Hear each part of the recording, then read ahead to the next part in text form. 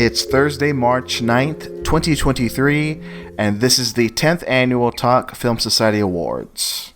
I'm your host, Marcelo, Editor-in-Chief of Talk Film Society, and here with me to present these Talk Film Society Awards is my co-host, Marcus Irving. Hello, Marcus. Hey, Marcelo. Hey, I know you've got that high spirit on for this occasion.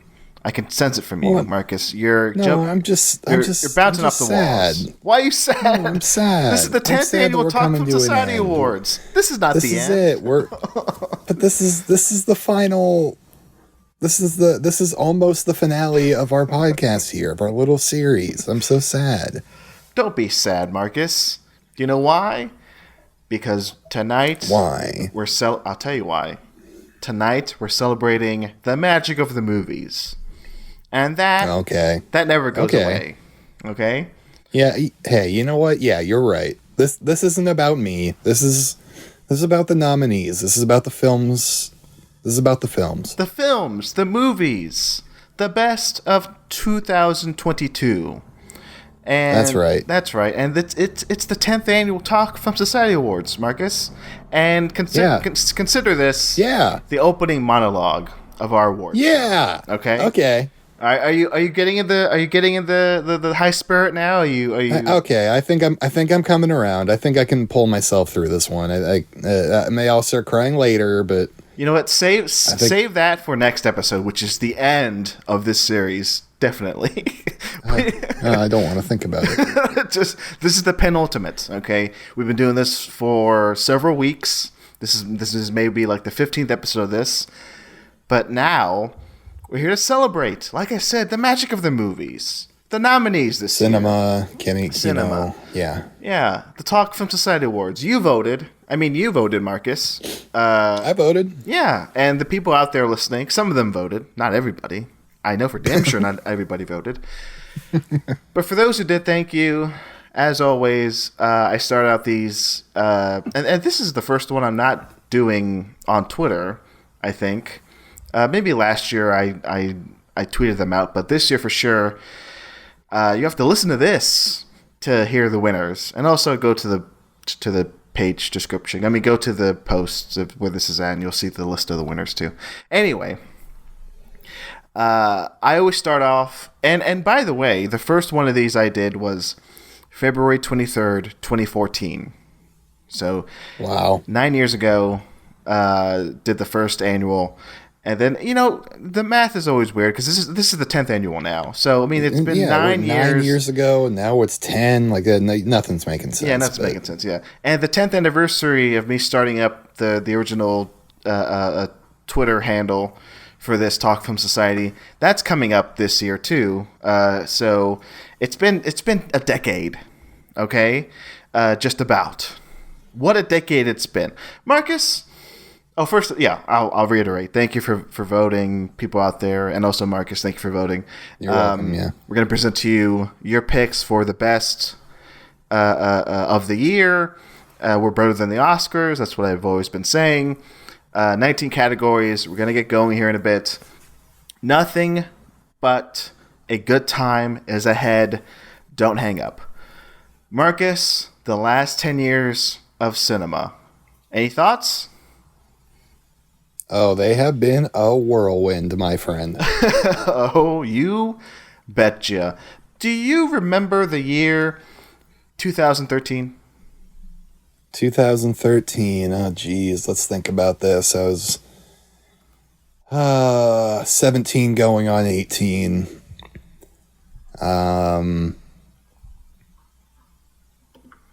Working at a movie theater, I think. You're working at a movie theater. Have we ever talked about this on the show that you worked at a movie theater? I worked at a movie theater for like a year or two. What did you do there at the movie theater?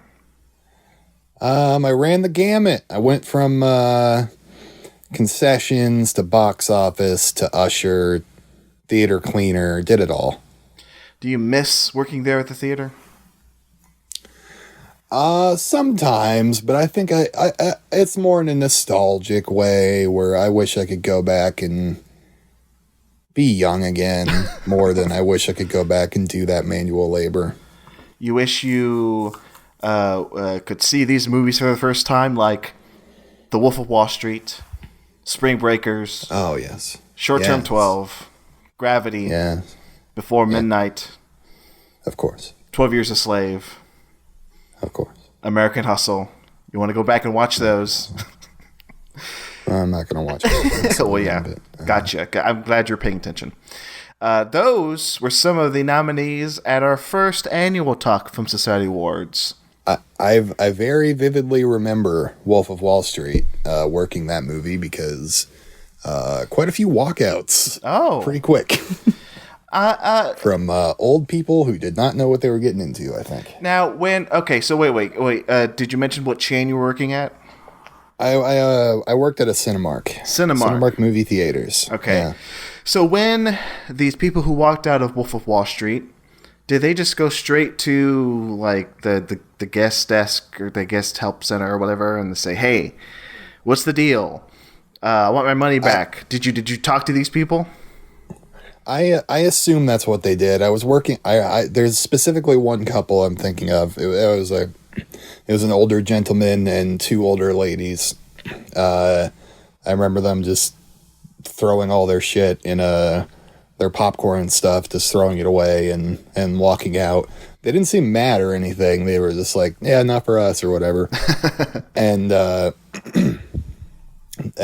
assume they went to the box office to get their money back because it could not have been more than 10 minutes into the movie. But I don't know. I never followed up. Wow. Maybe they just ate the loss.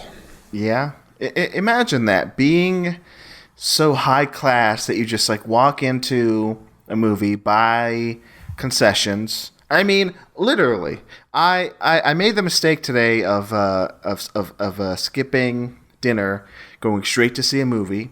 I saw Creed 3 today before this record. And I bought 2 hot dogs and a drink. And guess how much that cost me, Marcus? 2 hot dogs and a drink. Two hot dogs, a drink, and a movie ticket in the state of Austin, Texas. Well, I'll say this. The movie ticket, I mean, I have A-list. I went to the AMC, so the ticket was basically free. Yeah. Comped. Yeah, comped. But just imagine how much more it would have been if I bought the movie ticket. I went to go see this in Dolby Vision, Dolby Cinema. I mean, but just $14 more. Exactly. 2 hot dogs and a large drink. Yeah. What size drink? Large drink. Large drink. Two hot dogs. 2 hot dogs. I mean, I should have gone for one, but I was like, you know what? I am hungry. I'm okay being the guy who orders 2 hot dogs at the concession stand. And you were like, well, maybe I should get 3, but you knew you had that one tucked up your sleeve. Yes, so. I made a batch of hot dogs before I left. Ate 5 of them before I left, and snuck one in my pants, and then walked in and ordered 2 more at the kiosk. No, okay, just tell me the answer. Just tell me. I'm going to guess $19. You know what? I give it to you. It was $20. $20. $20. Yeah. Jesus Christ. Yeah. What is this country coming to? But imagine if I just decided, you know what? 10 minutes into Creed 3, not my bag. I get up, toss everything in the garbage, and just walk out. No, come on. So people 9 years ago who did that after Wolf of Wall Street, I hope you got your money. I hope you got your ticket refunded. At least to get that. I mean, a tub of popcorn. Well, no, I don't. I hope Marty got your money. All right, Marty Scorsese. Yeah. But anyway, hey, the movies. So guess what movie won? I'd rather the Martin Scorseses of this world had more money than some fucking prudes who don't want to watch Leonardo DiCaprio snort coke out of a woman's asshole. So The Wolf of Wall Street was nominated 7 times at the first annual Talk Film Society Awards. Oh, wow. It was nominated for Best Film of the Year. Marcus, can you guess what won Best Film of the Year at the first annual Talk Film Society Awards? You mentioned it many times. Her. Yes, her. Thank you for listening. It's always nice to meet a fan. Her won, I think, appropriate enough that year that the movie about AI tech where some lonely dude falls in love with it is like the best film of the year, and the first year we did it as an online film society. It's appropriate, that one. Do you think that was the right call now, about almost 10 years removed, Marcus? Out of that batch. Give me these nominees. All right, here we go. Give me these nominees. So, of course, Her. I got to mention Her because that won. And then after that, we have 12 Years a Slave, American Hustle, Before Midnight, Gravity, Inside Llewyn Davis, Short Term 12, Spring Breakers, The Wolf of Wall Street, and The World's End. Those were our 10. Back. Yeah. The first annual Talk Film Society Awards. Her is definitely in the top 5 there. Maybe top 4, maybe top 3. So you know what? It was not a bad choice. Yeah, not a bad choice. But not at all. For you, what was your favorite of that year from that batch? Or how about answer both questions? From that batch, and also what was your favorite of that year? Do you remember? There's no way you're going to get me to do that. But from that batch, God, it is hard between Wolf of Wall Street and Spring Breakers. I'm gonna lean Breakers. I'm gonna say Spring Breakers. Yeah. What a movie that was. Nominated for 5 Talk Film Society awards in 5 categories. Spring Breakers. They are bringing that back into theaters this month here at my local. What? Yeah, Draft House. Yeah. Local thing. It's a local thing. Well, it's a local thing. Hey, that's my catchphrase. It's a local thing. Spring Breakers. I remember distinctly watching that in a theater, and it's. I would. I'm not going to go as far to say it was a revolutionary movie. It was definitely one that was of its time, and I think I haven't seen it in years, but I'm eager to see it again. Do you love Spring Breakers? Do you watch that often, or have you watched that many times, Marcus? Tell me. It's been a while, but yeah, I did. I have watched it many times. I remember I saw it in the theater with my mother. It was a rowdy crowd, college town. It was a good time, good movie. I do love it a lot. It was a formative movie, I would say, for me, because still the tender young age of 17 going on 18. Formative. And I was like, this is the shit I like to watch. Like, it was clear to me. Formative is a good word. I mean, I was a little bit older. I'm not even going to tell you how old I was. 19, 20. Yeah, sure. But it's formative in a way of like, it kind of seemed like a signifier. It's like maybe movies will be like this from now on in a good way. It's like an early A24 movie too, if I remember correctly. Okay, yeah, that makes sense. And like, yeah, there are plenty of A24 movies that did carry that on, I'd say. Yeah.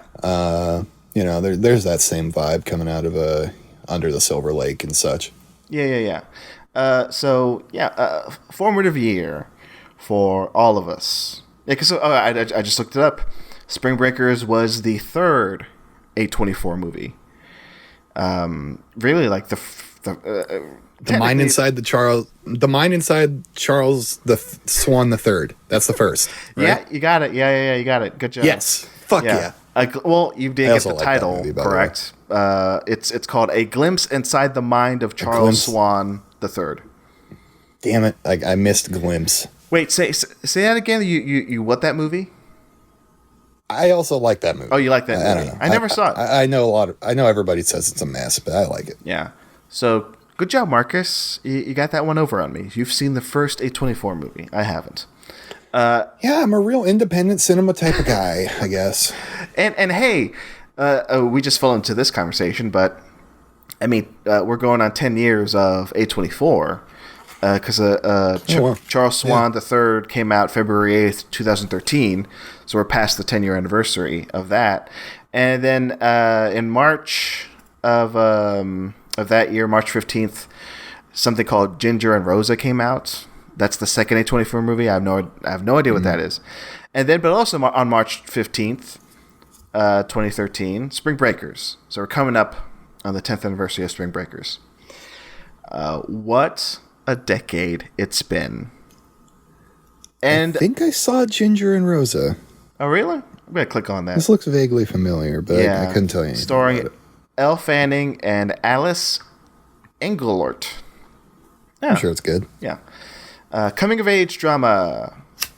Written and directed by Sally Potter. Oh, Miss Potter. She's getting around these days. Ooh, The Bling Ring also came out in 2013. What a year for A24. I went to that in theaters. Of course, I saw that in theaters. Was that nominated for any awards at the Talk Film Society Awards? Let me see. Bling Ring. I had to go all the way out to a fancy indie theater to go see that one because I was just so pumped for it.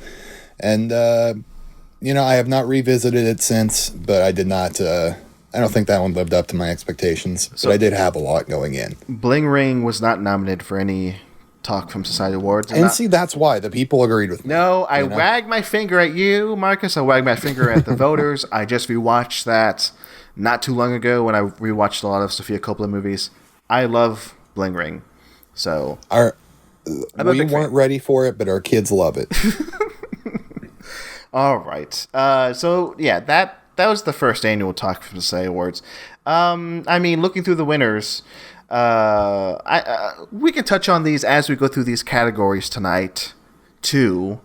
We can look back at previous Talk Film Society Awards, just like the SAG Awards did. Yeah, exactly. Like that's our first look back. First look back. We can take a break between each category, or again, we have no major plan for this show. We just have the winners on hand, and then I have a general sense of how this will go. So, and also. I'm not going to edit pretty much anything here. This is all live to tape, Marcus. No, so live to tape. Every time I can say whatever I want, and I'm not going to cut out. I did cut out one thing just a few minutes ago because the AC kicked on, and I had to cut from the record. So, other than that, though, every time Marcus I wanted. Anytime Marcus lights a cigarette, you'll hear it live as it happens. You'll hear that, baby. I'm not cutting those. You'll hear this sound. Yeah, see, I'm not cutting those because this is live to tape. Okay, because this is Wednesday. I'm going to release this tomorrow night. It's like our commentaries. I don't edit those. I rarely touch those. Like those go out raw. So, folks, this is going out. You don't have. You can't afford to. No, yeah, exactly. Well, speaking of afford, if you folks can afford to listen to those commentaries that are just pure uncut Marcus and I talking over movies. Later this month. You'll get Scream 3 if you subscribe to the Patreon. All right? So Talk Film Society's Patreon is at patreon.com/talkfilmsociety. Go there. Give us some money. Help out the site. Keep us running. And you'll listen to commentaries. $1. Yeah, $1. Come on. $1, the price $5. Of 1/5 of a latte a day. Yeah. And that's... The 1/5 of one latte, and you get a whole month. And I sure, the website has now become a passion project. Okay, well, no ifs, ands, or buts. But I'd have a harder time doing all this if we weren't getting some money to cover the cost of keeping this website up. Because I still have to pay to keep the website up, folks. I'm being very honest here. There's enough people in the Patreon who gives money to help out, but there can be more. There should be more. But I can only do so much. So it's because of the Patreon people. How long ago did the dream die for you, Marcelo? When did the hope run out? Listen, okay? If we're being upfront, I'm very lucky to have the full-time job I have now, where I can afford to live a life. A little flight of fancy. Yeah. Your passion project. Yeah, but I still am. Come on, Marcus. You and I have we're about to wrap up a podcast series we've been working on since October, November? Fuck, really? Yeah. God damn. Just talking awards. Jesus Christ. Yeah, we've done at least 14 episodes. This is maybe the 15th. Anyway, we've been doing this weekly. I've been very good about this. Okay? I don't know where I don't know where I'm going with this. I'm just saying I'm committed. It is Yes, you're committed. It's a fun place. Like I do genuinely think we do better work than we are recognized for. It's fine. But if you have listened to any of these episodes and like them, or if you like Double Edge Double Bill, you like Romance Pod, you like It Pod to Be You. I'm joking. It Pod to Be You. You like Keanu Believe It. I'm sure that still gets some hits. Yeah. Have a Nice Apocalypse. If you like any of these shows, I mean, $1 a month. Come on, Jesus Christ. Yeah, and it's not like I purposely came here to put a infomercial right in the center of this ceremony where we announce the winners of the long-awaited Talk Film Society Awards. No, it just happened that way. Okay, so sure, I worked my butt off. I worked my little butt off getting these episodes out weekly, and I see people listen. And I'm thankful for that. But if you want to help out, you know where to go. And also if you want to hang out with us and talk movies, where can they go, Marcus? Hey, yeah, head to the talkfilmsociety.com/Discord. I'm sure we had a lot of voters voting in this award coming from there, and you can talk to them and ask them why. Yeah, exactly. Say, hey, what the fuck, man? Why did, blank win? And yeah, exactly. I'm sure Marcus is going to have that feeling all night. All right.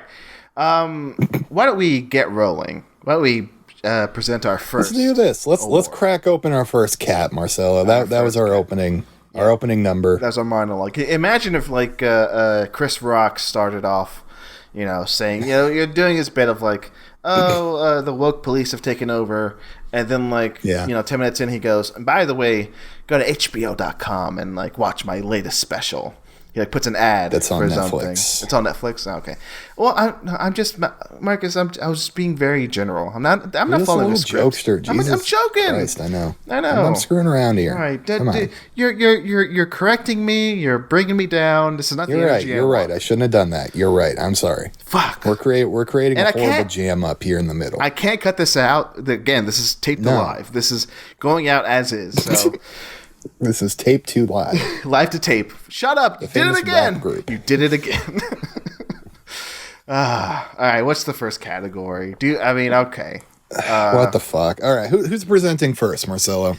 Who's coming to the stage? Coming to the stage, it's me, Marcelo Pico. All right. Marcelo, welcome. Hey. Yes. The joy of watching an animated film. To see every possibility before your eyes, drawn by a democracy of talented creatives. Talk about how it's not just for kids. Also, what I love is hentai. Just the fucked up shit. Yes. You can look. Yeah, you got me. People were waiting for that hentai notice. I'm trying to do an opening bit for animated film. Marcus, do you have any thoughts about animated films? Come on, you must have some thoughts. Yeah, not the medium for me. Not the. Wait a second. Oh, I think we talked about this, that you don't like animated movies? I don't know. I have a hard time connecting with animation. I'm sorry, I just do. Okay, I remember this. I remember this conversation. I've seen one of these nominees. Oh. And the nominees are Apollo 10.5, A Space-Age Childhood, Guillermo del Toro's Pinocchio, Mad God, Marcel the Shell with Shoes On, and Turning Red. All right. Which one of these have you seen, Marcus? I've seen Turning Red. Turning Red. Okay. The most populist of these. I will eventually see the middle three there. I don't know about Apollo. Pinocchio, Mad God, Marcel. A solid 3. Yeah, they're on my list, and they're pretty high up my list. I will get to them. All right. Do you want to announce the winner? Why don't you announce the winner? Okay. I'm opening up the envelope to give to Guillermo del Toro's Pinocchio. Yay! Congratulations, Guillermo del Toro's Pinocchio. All right. The winner of Best Animated Feature Film. Yeah. The Talk Film Society Award, Best Animated Film. Here to accept Guillermo del Toro's Pinocchio's award is Pinocchio himself. Pinocchio, go ahead. What? When Gamma told me that I could become a real boy, I didn't believe him. But I signed on the dotted line anyway, because, what else was I going to do? I was just a little piece of wood. And, okay, they're trying to wrap me up now, but Guillermo del Toro, he turned me into a real boy, I think. Goodbye. Oh, thank you. All right, great. Good job, Pinocchio. Yeah. So far, so good. 10 years ago, just about, the best animated film at the first annual Talk Film Society Awards, the winner was Frozen. Remember Frozen, Marcus? Yeah, geez, that was the song on everybody's lips. Hey, hey, we're frozen. How's that song? Yes. Ring, ring, when the electric guitars are going off. We're frozen. Shit. What was that song? Seriously. Let It Go. Let It Go. Let It Go. Thank you. I completely forgot. From the wickedly talented God damn it. Adele Dazeem. Adele Dazeem, yeah. Speaking of wickedly talented, Best Supporting Actor. That's the next category. Yeah, the best supporting actors this year. Yeah. Oh my God, there were so many of them. And our nominees are Paul Dano for The Fabelmans, Brendan Gleeson for The Banshees of Inisherin, Barry Keoghan for The Banshees of Inisherin, Ke Huy Quan, Everything Everywhere All at Once, and Stephen Yeun in Nope. Ooh, exciting. Very. Who's going to open up this envelope? Should it be me or you? Are we switching off? It seems like we're tossing it back and forth. So, right. One reads, one gives. Why don't I... Give me that envelope. Give it to me. Give me that. There you go. All right, got it. Thank you. All right, here we go. Best Supporting Actor. And the winner is... Hey, it's Ke Huy Quan for Everything Everywhere All at Once. The Best Supporting Actor at the Talk from Society Awards. Did you see this one coming, Marcus? Well, I definitely saw this one coming. Neither of us is going to pretend to be Ke Huy Quan. We're not going to keep that bit up, especially now. No. We can move on. Maybe if Barry Keoghan had won, I'd try. But best supporting actor, Ke Huy Quan. He is storming through. He's lifting up these awards left and right. He's going to lift up the most powerful one this Sunday. Yeah. On the Oscars. Yeah. Telecast. At this point, Oscar voting is closed. This is the 8th of March. It closed yesterday on the 7th. He's clear to win. Like, if you look at all categories, yeah, let's just say it now. Because I think you're in agreement, Marcus. This one, hard to say he's not going to win. Like, there's no chance he's not going to win. No, this is the most locked category of the night. Yes. And I'm glad we're on record for saying this, because if we're wrong, we can go back to this and say, look how foolish we all were. Because we're talking for everybody. You can ask any Oscar analyst, anybody on Twitter, anybody following the awards.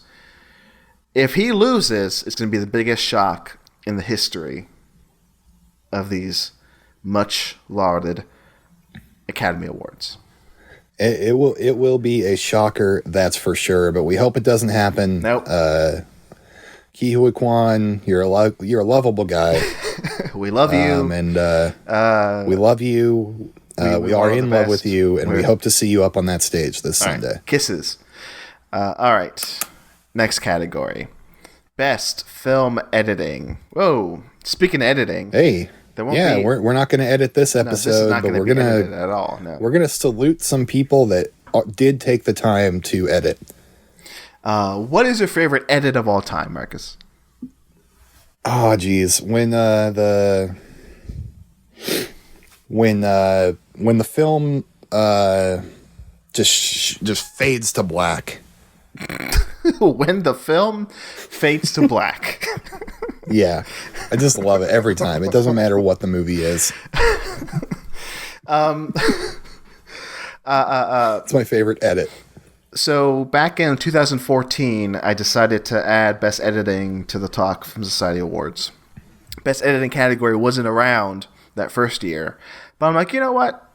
Let's add more categories. Best editing was one That's of them. surprising, Marcelo, because you are an editor by trade, are you not? I love editing, video editing. I love putting moving images together. That's no joke. I do love doing that. Yeah. They pay me to do that at one point in my life, in my career. Not anymore, though. But I love the magic of editing. And from these winners, we're doing a look back now before we announce Best Film Editing winner this year. Back in 2014, second annual Talk Film Society Awards. Here were the nominees. Marcus, try to guess. If you don't know, try to guess who won. Okay. You have Sandra Adair for Boyhood. You have Kirk Baxter for Gone Girl. You have Tom Cross for Whiplash. You have Douglas Chris and Stephen Maroney for Birdman. And you have Lee Smith for Interstellar. So, try to guess who won that year, Marcus, for the Talk Film Society Awards. Best editing. That's tough.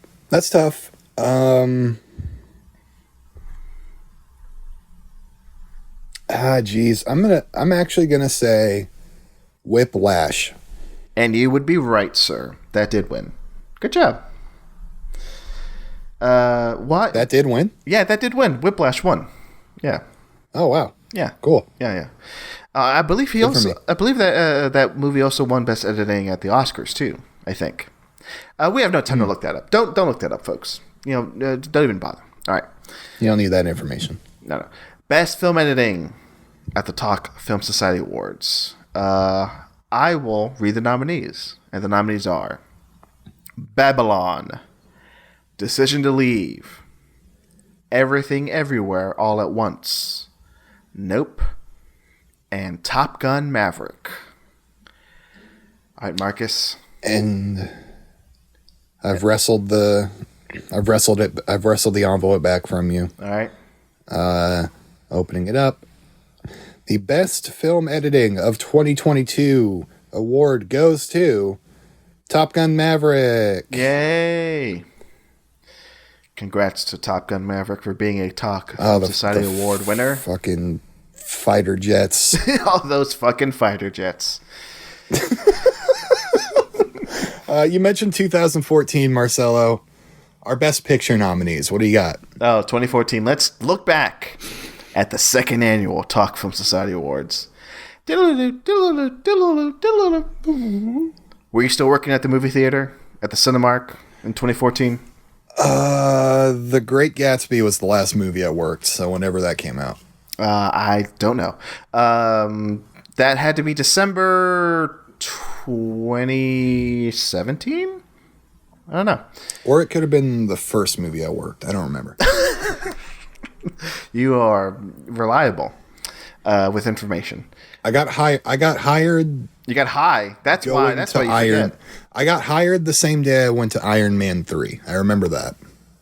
God, I wish I knew when these movies came out. I couldn't tell you when Iron Man 3 came out. Yeah. It was like, it had to be 2017 maybe. Who cares? I just asked you the question. Right. So, yeah, 2014, our best film nominees were Boyhood, Birdman, Gone Girl, The Grand Budapest Hotel, Guardians of the Galaxy, Interstellar, Nightcrawler, Snowpiercer, Under the Skin, and Whiplash. Marcelo, that list fucking owns. Okay? By the way, Iron Man 3 came out in 2013. That list whips ass. And if you I know the winner. I know the winner is what should have won the Oscar that year, Boyhood. But I can see why you'd get that cool list of films and be like, this is a worthy endeavor. Also, Great Gatsby came out in 2013. In the middle of the year, May. Okay, so maybe Great Gatsby was like the first movie I worked. Okay. Sorry. And then what was the last movie I did? I don't remember. But I'd have to look it up. I agree with you. This list is jam-packed with... Nightcrawler? Come on. That's so cool. Nightcrawler, Snowpiercer, Interstellar, Whiplash, Guardians of the Galaxy. All of these I just said Amazing.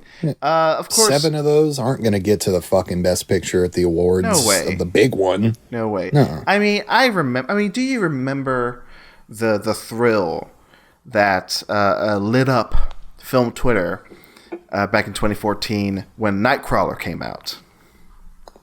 Yeah, kind of. Yeah. Yeah. Okay. Kind of. And I remember the thrill that my eyes saw looking up at that big screen in the movie theater watching that film. Yeah. By the way, Jake Gyllenhaal won for Best Actor at the Talk Film Society Awards that year for Nightcrawler. Awesome. So congrats to him for being a Talk Film Society Awards winner. There you go. Smelly boy. 2014. I don't know why you're calling him smelly. Why are you doing this, Marcus? Why are you doing this? Isn't that what people make fun of him all the time? Because apparently he doesn't like shower. What? It was fine. Was that him? Was that him? Are you sure? Yeah, it's Jake Gyllenhaal. Okay. All right. Which I support you, Jake. You support him not showering? Yeah. Okay. Why do it? It's all a Do you shower, Marcus? Not once. All right, let's move on. Best cinematography. Oh man. Or in a cinematographer, yes, we award the person behind the camera. We not don't award the camera. No. This is a popularity contest. All right, it's between these 5 people. Who is the best? And cinematographer, you do want to have the most important job. You make us see what we do see on the big screen. Yeah. If without you, cinematographers, we wouldn't be able to see shit. Just imagine. Exactly. Yeah. Just imagine if, like, directors who are not named Steven Soderbergh, imagine if they had to do their own cinematography. They'd be lost. It looked like dog shit. Yeah. Each and every one of them. Oh, well, also, but Paul Thomas Anderson does his own. He did that for Phantom Thread. That worked out. Robert Rodriguez does his own too, I think. That turns out pretty well. Yeah. There's more cases. But Steven Soderbergh, yeah, but yeah, of course, Soderbergh does it. But I mean, but normally, I mean, those are the exceptions. I mean, that happens rarely, but usually you need a cinematographer. All right. Yeah, if you give Martin Scorsese the camera, he's going to be like, what do I even do with this damn thing? Yeah, he's going to be like, drop it. He's going to be like, hey, he's give like me 90 years old now. He's not 90 years Can't old. hold it. How old is Martin Scorsese? How old is Martin Scorsese? How old is Martin Scorsese? He's this is a new game. How old is Martin Scorsese? We're playing Price is Right rules. All right, how old is Martin Scorsese? Go ahead. He was a young man in the 70s making his films. But I feel like he got his start in the 60s. Late 60s. All right. Let's break it down. I'm going to guess like 80 on the dot. Marcus, you win yet again. He is 80 years old on the dot. Wow. Goddamn. Look at you. Incredible. Man, incredible. Do you know who else is incredible? These 5 nominees. These 5 nominees for Best Cinematographer. Okay? Yes. Jaron Blaschke, The Northman. Greg Fraser, The Batman. Kim Jae-young, Decision to Leave. Claudio Miranda, Top Gun Maverick. Hoyt van Hoytema, Nope. And the winner is, for Best Cinematographer at the Talk Film Society Awards, 2022. That's right. It's Claudio Miranda for Top Gun Maverick. Wow. Those fucking fighter jets. They won another award. Those fucking fighter jets. And you put cameras inside of them, too, and then you're flying them around. You know what? I can't deny that. We should null and void this winner. Do you know why? I saw a special feature that said the actors were their own cinematographers. What? In the fighter jets. That's right. Tom Cruise taught every actor who was in those fighter jets in the cockpits to man the cameras and to change the settings. So really, this award goes out to the crew who did that job for this. Goes out to you, Miles Teller. Miles Teller, you share this award, and also the others, Miles Teller and the others. Yeah, I can't That remember one any guy, of the names. the one handsome guy. I know that guy's the face. Iceman. Yeah. Yeah. Well, okay. Yeah. Quick. This isn't a good story, so I don't know why I'm telling it. But the first weekend, the opening weekend, I saw Top Gun. Went to my local AMC at the shopping mall near me, and there's a row behind me who were cheering whenever he, the Iceman, the new version of Iceman, who we can't remember his name. Yeah. They were cheering every time he came on screen, and it turns out like they were wearing shirts that said, "Hey," representing they were his family because he's from the Texas area. This actor. Oh, that's cute. Yeah. But yeah, shout out to him. Wish we knew your name. We're not gonna look it up. We have no time. All right. Best cinematographer is done. Best visual effects. Marcus, we're here to celebrate the magic of cinema. All right. Yeah. Do you remember That's right. when you saw your first visual effect? Jeez, yeah, I do. Definitely, I do remember that. It was when, it was, 1993. 1993. 2 years before I was born. I was watching VHS of, Lucio Fulci's, Zombie 2. And, the woman's splinter, or the splinter of the wood went through a woman's eyeball, and I was terrified. Glenn Powell, by the way, that's who we were thinking of. Glenn Powell, yeah, that's Powell, his goddamn name. Who Shout out to cares? him. So wait, yeah, so you're telling me 2 years before that is you were one born, of the earliest memories I have of watching a movie. Did you just say 2 years before you were born you watched the VHS of Zombie 2? Yeah, I don't know what I didn't. I don't know why I pulled the year out of my ass, but like I remember like zombie effects as a youth. Oh, okay, I see what you're saying. Yeah, you know what? My earliest memories of watching movies and watching like special effects, visual effects, like that. Yeah, horror movies, like a Creep Show. Yeah. I mean, speaking of one of our nominees, I think one of Star Wars. Yeah, well, of course, Star Wars. And also, I remember as a kid watching The Terminator, the first movie, and being blown away by it, and then Terminator 2. So, Wow, the morph technology. that morph technology that they used for the TV show Mighty Morphin Power Rangers. So, best visual effects. It's kind of a combination of our last two effects. You gotta have the cinematographer work around not having the effects there usually, and then you gotta have the editor have it be edited to be there inside of the frame. We're talking the fundamentals of filmmaking. Now, if you came here to learn about filmmaking, congratulations, you're doing so. If you didn't come here to learn, Good job. If you didn't come here to learn about the fundamentals of filmmaking, you're welcome. This is a gift for you. A vital part of any filmmaking is its visual effects, and we're here to award one of these nominees. Best visual effects. Marcus, I think it's my turn to read the nominees, and they are Yes. Avatar: The Way of Water, The Batman, Everything Everywhere All at Once, Nope, and Top Gun Maverick. And the winner is who? Our winner is from Weta FX, Avatar: The Way of Water. Wow. Those Marcus, Pandorians, they're so blue. God damn. you have yet to see Avatar: The Way of Water. Am I right? That's right. Yeah, I have not been able to get up on the horse and ride out there to the theater, but you know, I remember that GIF going around that like made people's minds explode, like the guy tightening a strap of leather or whatever, and I still don't understand why that's so crazy. But you know, looks like a good movie. No, yeah, it's a very good movie. But I've seen it 3 times in theaters, and that's just about enough for me. I don't think I ever need to see the movie again.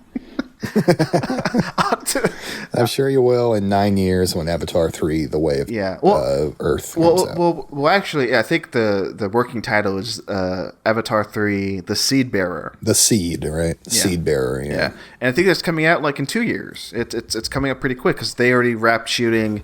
They're just doing post, and it's gonna be Trying to figure out what that seed looks like. I think Cameron figured it out. He spent 10 years trying to figure out what the seed looks like. What the what the Navi's seed looks like. All right, best film score. It's all staying in. We love music. We love music. We love films and we love music. What better way music yeah to combine the two than talk about best film score? And it's just got some of the best music of the year. So yeah, these 5 films, yeah. These 5 films, which Marcus, I think you're going to read the nominees. Marcelo, why is best cinematographer named that, but best film score is not best film scorer? Because I do have the names of the people. Yeah. Wait, what? Okay. Well, I just don't know what it is about that. But Michael Abels, Nope. Carter Burwell, The Banshees of Inisherin. Alexander Desplat, Guillermo del Toro's Pinocchio. Michael Giacchino, The Batman. And Justin Hurwitz for Babylon. Marcelo, open that envelope. And the winner for best film score at the Talk Film Society Awards is Michael Giacchino for The Batman. Yes. Woo! A lot of people like that score. A lot of people Good for them. I name-checked it a few episodes ago. So really, this is my fault. Yeah, so sorry. The influx of Marcelo lovers who went to vote. After that episode, they were like, oh, Marcelo makes a good point. And I didn't rig this. Okay, let me talk about. Now we're going to get to the section of the show where we, the ballot counters come out and say, "Hey, we're doing this. We're here to protect the votes. Nobody knows who the winner is." Yada yada yada. So let me get it straight. Okay, I count the votes. I had to do one bit of assurance that there was no voter sabotage this year in one category. Okay. I'll let you guess which one it is, and I might even name check it. We haven't run into it yet, but we'll name check it. I already have a pretty firm guess. Yeah, we'll talk about it later. Other than that, look through the votes. They all look pretty good. This year I used a Google Sheets formula. I used to do it manually, where I would count every time a film would show up on a ballot and do the math, multiply, whatever. I luckily found a formula for all this that made it very easy for me to count these ballots. They're preferential ballots, by the way, the preferential voting. I'm not going to get into the numbers, but been doing this way for 9 years. You just said no numbers. Yeah. I've been doing this for almost 10 years. No, that's another number. I've been doing this for almost a decade. Is that okay? Whew. And I haven't changed the way it's counted, but I've changed the way I calculated everything up. So anyway, regardless, it was another good year, another good voting year, and thank you for everybody who voted. And Marcus, I don't know if you've skimmed through the winners yet, all of them, but I know all the winners. Marcus does not know the winners. So no, I don't. No. So as we go through, Marcus will be shocked to see who's won and who hasn't won. So there you go. And am I shocked by Michael Giacchino? No, I'm not. A lot of people seem to like that score. Good for him. It's good stuff. Not nominated for the Oscar, not even eligible for the Oscar. Yeah. So not shortlisted. It lands on our shoulders to lift Michael Giacchino up. Now sometimes that happens where a movie that's not nominated for an Oscar usually wins at the Talk Film Society Awards out of just pure spite, I think, from the voters at the Talk Film Society Awards. But hey, that's my opinion. I do love the Giacchino score, but I'll just say, you know what? A percentage of those votes, I feel, were like, you know what? Screw the Oscars, which I am all here. I'm here for too. All right. In a lot of ways, nearly a decade ago, this is why you started this. You're like, hey, screw the Oscars. And then two years later, it was 2015. What were our nominees for Best Picture that year? 2015. All right. Yeah. It was the 3rd annual Talk Film Society Awards. 2015. Yeah. What a year. As I try to load the page. Here we go. Here are the nominees at the 3rd annual Talk Film Society Awards. We have Carol, Creed, Ex Machina, The Hateful Eight, Inside Out, Mad Max Fury Road, Sicario, Spotlight, Star Wars The Force Awakens, and Steve Jobs. Marcus? Okay. Who won that year? Slightly less cool list, but Mad Max Fury Road takes the gold. Of course. Yeah. I'm not going to say that. I'm not going to say it was a less cool year. Well, I mean, come on. Compared to 2014, come on. Because, I mean, Mad Max Fury Road, we all knew it back then. I know it now still. One of the greatest movies of all time. All right? Absolutely. Yeah. And what was Spotlight smoking that year to think it could steal away that thing's award at the Oscar? We're not here to... And earlier I said the Oscars suck, all right? I half believe that. I still think it's a prestigious, thing. It's a prestigious legacy. Marcus, I just dragged you along for so many weeks to talk about the damn mud. Yeah, that's just to talk Oscars for weeks and weeks and weeks. So of course I care about it, as much as I do. But also, come on, Spotlight, sure, good movie. Very good. Good movie. I cannot deny that. Yeah. But yeah. Mad Max Fury Road, one of the best. Come on. One of the best. Still, let's not kid ourselves. That's still an amazing movie. It's genuinely that. Hey, we were talking earlier about revolutionary. That is revolutionary. That movie right there. And we got it right. Okay, sometimes we have to come in the Talk Film Society Awards and we have to say, hey, no, Oscars. No. This is right. So we got it right this year. In 2015. Will we get it right in 2022? We'll see. All right. Or even in our next category. Oh. Best Production Design. Will we get that right? Best Production Design. This is a personal favorite category of mine. Because you love houses. I love houses. I love sets, and I love looking around sets and stuff. And I always appreciate attention to detail in sets and shooting locations and whatnot. What's your favorite? Period. What's your favorite production design in a movie? Oh geez. Definitely something I have an answer for. It would have to be the house in The Fabelmans, I think. The house in The Fabelmans. Yeah. This is a callback to an episode we did many weeks ago where I think The Fabelmans was nominated for Best Production Design. It is nominated for Best Production Design at the Oscars, which is, sure, whatever. Look at those houses. Amazing. But great interiors. Fabelmans, was it nominated for Best Production Design at the Talk Film Society Awards? We're about to find out, because here are the nominees. Avatar, The Way of Water. Babylon, Everything Everywhere All at Once. Glass Onion, A Knives Out Mystery. And The Northman. And the winner is, Marcus? Not that the winner is Marcus, but Marcus is going to say who the winner is. Marcus, I wish I could take this award home. Your Best Production Design winner is The Northman. A shocker to me. Whoa. What? Wow. Surprising. Shocking. Yeah. Although, great movie. Absolutely. I like it a lot. But, wow, production design. I seem to remember a lot of fields. Yeah. and hills. Yeah. But Like still, straw huts. Straw huts. You know what? Those straw huts, speaking of houses, they look pretty good. I'm kidding. That movie looks great. The Northman.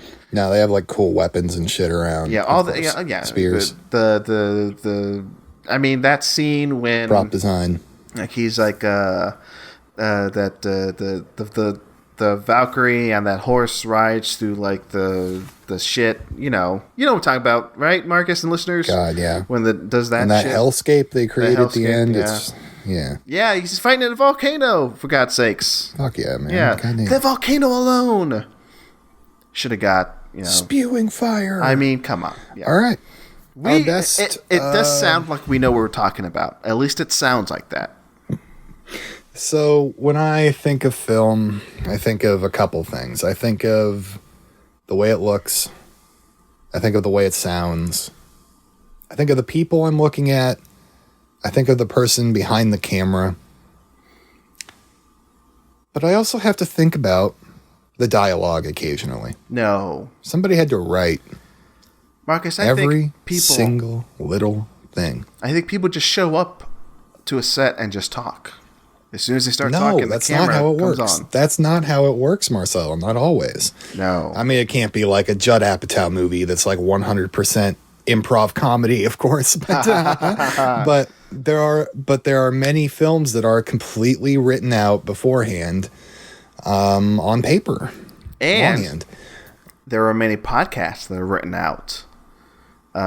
In script form. Like this one. Every single episode of Have a Nice Apocalypse we've ever done is 100% scripted. Yeah. This is completely scripted. I'm reading through the script right now, and it says, Marcus, the next category is Best Adapted Screenplay. Yes. The people have voted on the best adapted screenplays of the year. Adapted means it's based on Existing material. material that pre-existed. Okay. Bones and All. Glass Onion, A Knives Out Mystery. Guillermo del Toro's Pinocchio. 3,000 Years of Longing. Women Talking. And the winner for Best Adapted Screenplay at the Talk Society Awards is Glass Onion, A Knives Out Mystery. Rijo, you're scooping them up. Oh boy. You're one for one already. Did you see Sarah Polley's playful picture of the Best Adapted Screenplay Oscar nominees all like play fighting with each other? That was nice. What? I didn't. Sarah Polley took a picture at the WGA Awards, I'm assuming, or whatever gala they were at, and a lot of the nominees for that award. Like Ryan Johnson. Yeah, Ryan Johnson was there. Holding a fork and the writers of pretending to stab somebody. Yeah, and like Jordan Peele had a gun or something. Wait, are you seriously? You didn't?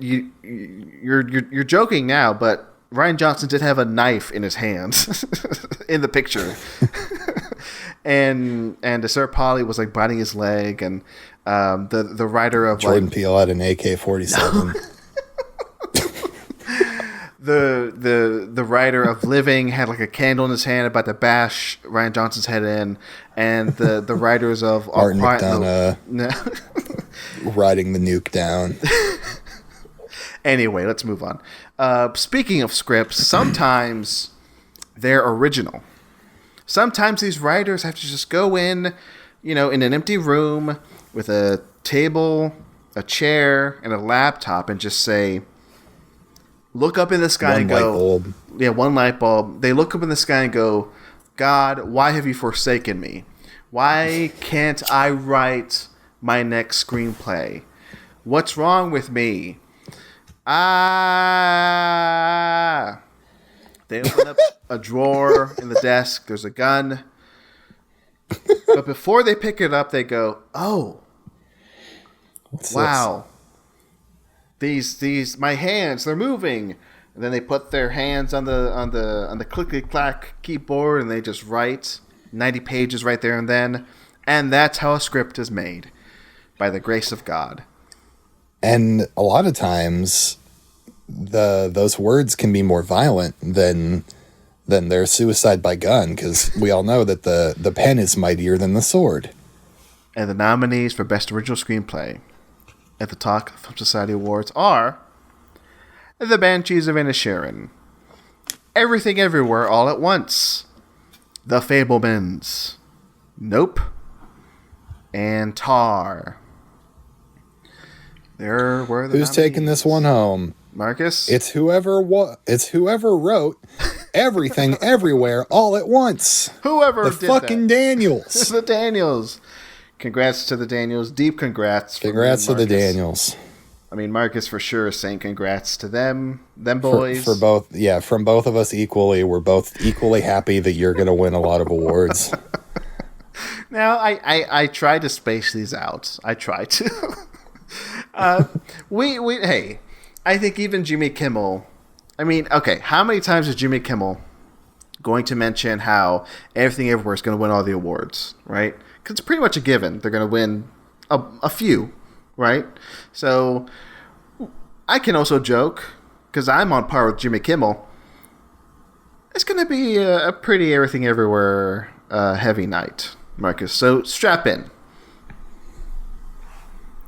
Those golden Oscars are going to be flying at them everywhere from Everything All at Once. Will they be able to pick them up with their hot dog fingers? We'll see. Is a film made of many actors? I believe, you know what? In most cases they are, except if you're Willem Dafoe in that one movie. Have you seen that trailer where like Dafoe is a thief and he breaks into like this high class penthouse to steal some art, but he gets trapped inside? I think it's called Inside. And he tries to escape, but he can't because he's trapped, because it's the alarm system like encloses him in, and he's just like... That's interesting. And it's just a one-man show. I don't think there's anybody else in the movie except Willem Dafoe. That sounds cool. Yeah. Or that Robert Redford movie where he's lost at sea. Yeah. Or that... Was it no, not Ryan Reynolds. No, there was a Ryan Reynolds movie where he's like buried alive. Ryan Reynolds buried, yeah. Yeah, and then there's that one with Tom Hardy in the car just by himself, right? Oh, Locke. Oof. Ooh, baby. All these movies are solid. Who needs ensembles? Speaking to my soul by bringing up Locke. Yeah, who needs ensembles when you can just have one, like a one-man show? But most films, they do like to bring in at least more than one actor. Oh, fair enough. Just to, fill out a lot of roles. Like, I don't know, those writers we were talking about earlier, sometimes they like to get in a bit over their heads and write a lot of characters. Yeah, they're too creative. They're too creative. They're like, oh, I thought of this one guy. He's Irish and he cuts his fingers off. And no, I thought of another guy who gets the fingers and whatever, and he has a donkey. So we're not going to award the damn writers for that. We're going to award the people that got cast to play those kooky characters and bring them to life. All of them. All at once. We're going to reward these people. So, our best acting ensembles, The Banshees of Inisherin, Everything Everywhere All at Once, The Fabelmans, Glass Onion, A Knives Out Mystery, Nope. And the winner for Best Acting Ensemble at this year's Talk Film Society Awards is Everything Everywhere All at Once. Woo! Okay. You gotta. The acting's the best part of that movie. I was just gonna say, Marcus, you've got to hand it to Everything Everywhere All at Once when it comes to the acting. You gotta hand it to him. Yeah. Okay. Yeah, I do. And now, folks, it's time for the musical portion of the show. Well, before we get a little la la la about it, pulling out my microphone. My tap dance shoes. My tap dance shoes were on my feet. I had a handful of sand. I was about to toss it on the ground and just say, "Come on, what?" I was thinking of everything because that word keeps getting said, and then I started thinking like, well, what does everything entail? And then I started thinking about the year 2016, and then I just got so curious about like what was nominated that year. Oh my gosh, 2016. By the way, the first year that the Talk Film Society website was born, the birth year of TalkFilmSociety.com. Because before this, it was all on Twitter. It was all on Twitter. But now, hey, 2016. Also, pretty significant year for the history of our country. One of our God, one of the worst years of my life. Well, okay. I'm not going to get into why it was one of the worst years of my life, but one of the reasons why it was November. But also, do you know what else happened in November? After the election, the birth of TalkFilmSociety.com. It happened in November. A few weeks finally later. Felt safe enough to launch this site. So, like 2 weeks after, or like 3 weeks this after. This is what the world needs right now. Yeah. Like 3 weeks after, I said, I'm going to go protest the election and risk my life out in these streets. I said, you know what? I'm going to build a website instead. And here are your nominees that year for Best Film at the Talk Film Society Awards. Fourth annual, 2016. Here we go. Baby Driver, Blade Runner 2049, Call Me By Your Name, Dunkirk, Get Out, Lady Bird, Mother, Phantom Thread, The Shape of Water, and Star Wars The Last Jedi. Ooh. We're back, baby. Another great year, what a you list. think? What a great list. Yeah. I mean, incredible. Mother, by the way, I know we're just 4 years in, but as the first time a Best Picture nominee only had one nomination, which was Best Film. Mother was not nominated anywhere else in any other category except well deserved in that Best Film category. One Marcus Irving would say, and Call Me By Your Name as well, one of my favorite films, and Dunkirk as well, one of my favorite films. I love The Last Jedi. I love Phantom Thread. I love Get Out. But the winner. I mean, Get Out, incredible. Have we mentioned who won? Marcus, can you take a guess? I'm narrowing it down. It's either Lady Bird or Shape of Water. I feel like it should have been Lady Bird for us. Like, that feels like the more us choice. But I'm actually going to go with we lined up for with the Academy for the first time and said Shape of Water. Marcus, you should have went with your gut. Because Lady Bird was our pick for Best Film of the Year. Oh, God. Yeah. My gut's fighting back at me now. I got to throw up. Marcus, breathe. It's mad. Just breathe. It's mad that I didn't trust it. It'll be okay. It'll be okay. I mean, I know this is the first time you're wrong in this episode, but you've been wrong before in other episodes, and you survived. But you're right. Just take it in stride. All right. Do you know what you need? You need a song. I know. I need somebody to play me some smooth jazz to calm me down. So now here are the Best Original Song nominees as interpreted by us. We're going to sing them out. Here we go. First nominee, Ciao Papa from Guillermo del Toro's Pinocchio. Marcus, take it away. Ciao Papa. All right. Hold My Hand from Top Gun Maverick. Marcus, go ahead. Hold on to my hand. All right.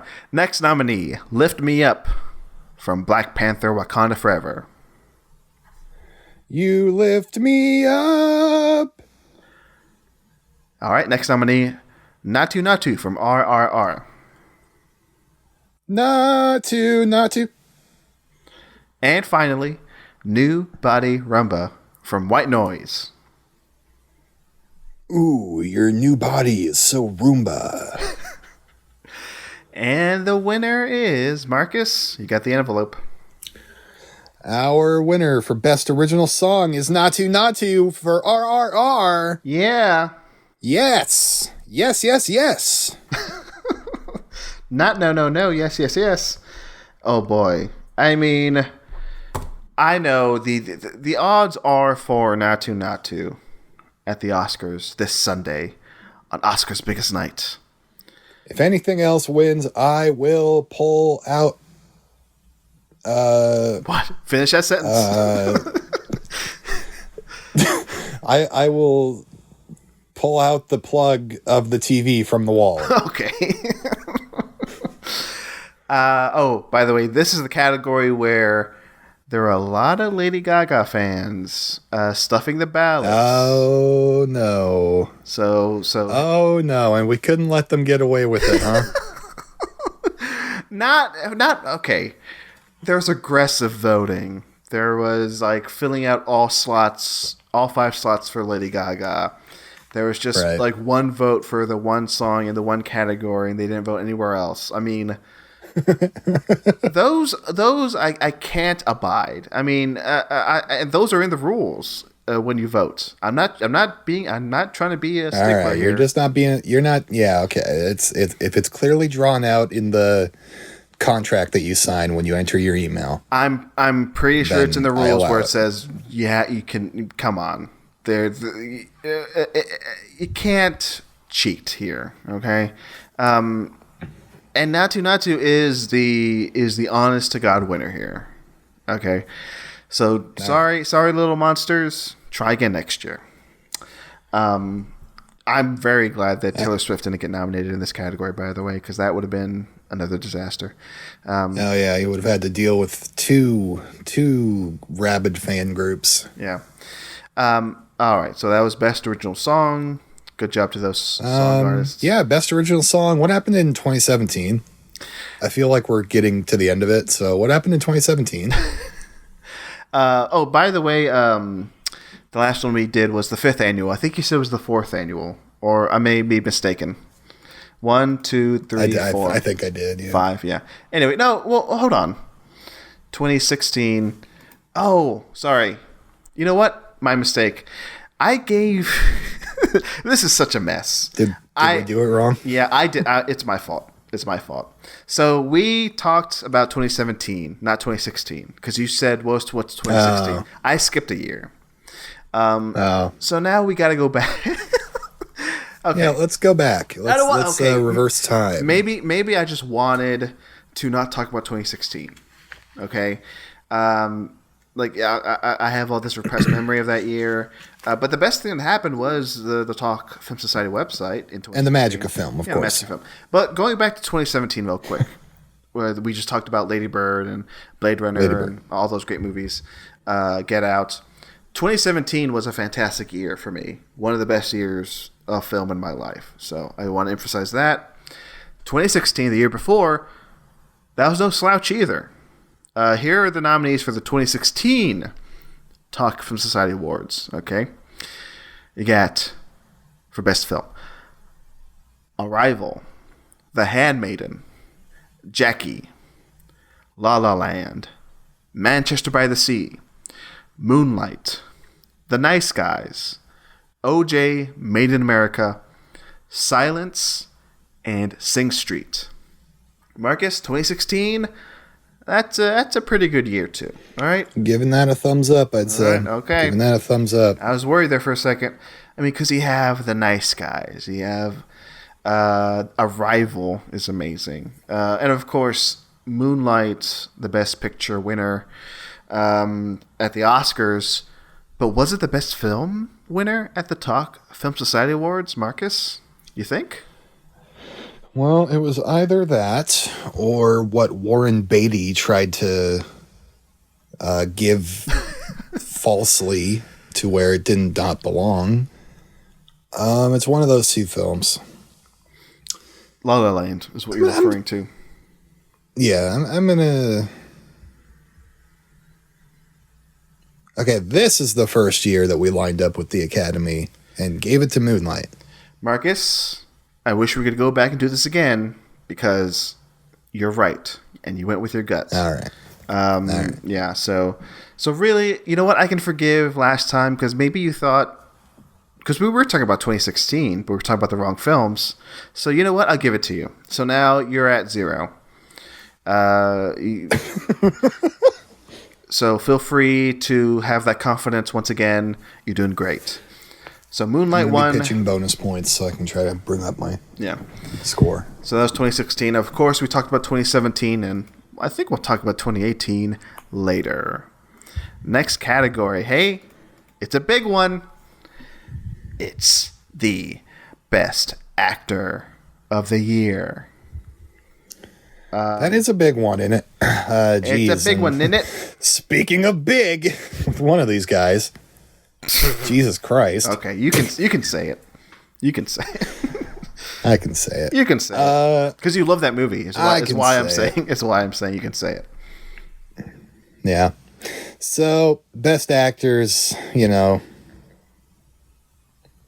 well, you can't do it. you can't. You can't. Are we gonna get into this now? Best act. But yeah, a best actor. He can do it. To quote Marcus. He can do it. What? Yeah, that's right. What would okay? Let's theorize this and let's talk generally before we talk about the nominees. Or we give the award.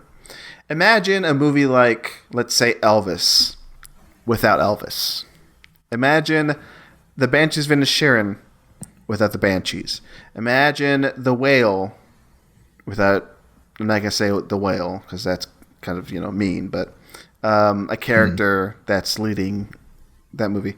Imagine Nope without the Nope. Imagine The Fabelmans without the Fabelmans. You can't have these movies without. So The Whale its just lead isn't actor. allowed to be among the others. You had to distance that one, right? Well, I didn't want to say you want to have The Whale without the Whale. That would just be taken just wrong. I can't cut this out now. It's just so offensive. I can't do it. And what if we gender bent any of these roles and cast non-male actors? Come on. Imagine an actress in Elvis as the lead. Ugh. Get out of here. Boo. Disgusting. And here are the nominees. Yeah. Austin Butler for Elvis. Colin Farrell for The Banshees of Inisherin.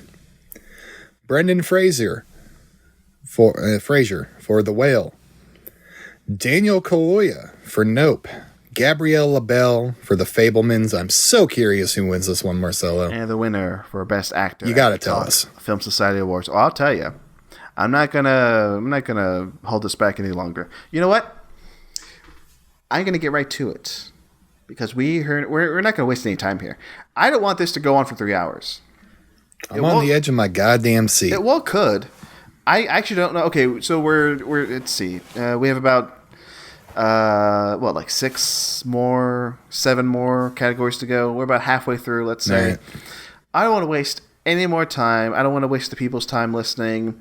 I don't want them to press, fast forward 30 seconds to get to the winner. I don't want.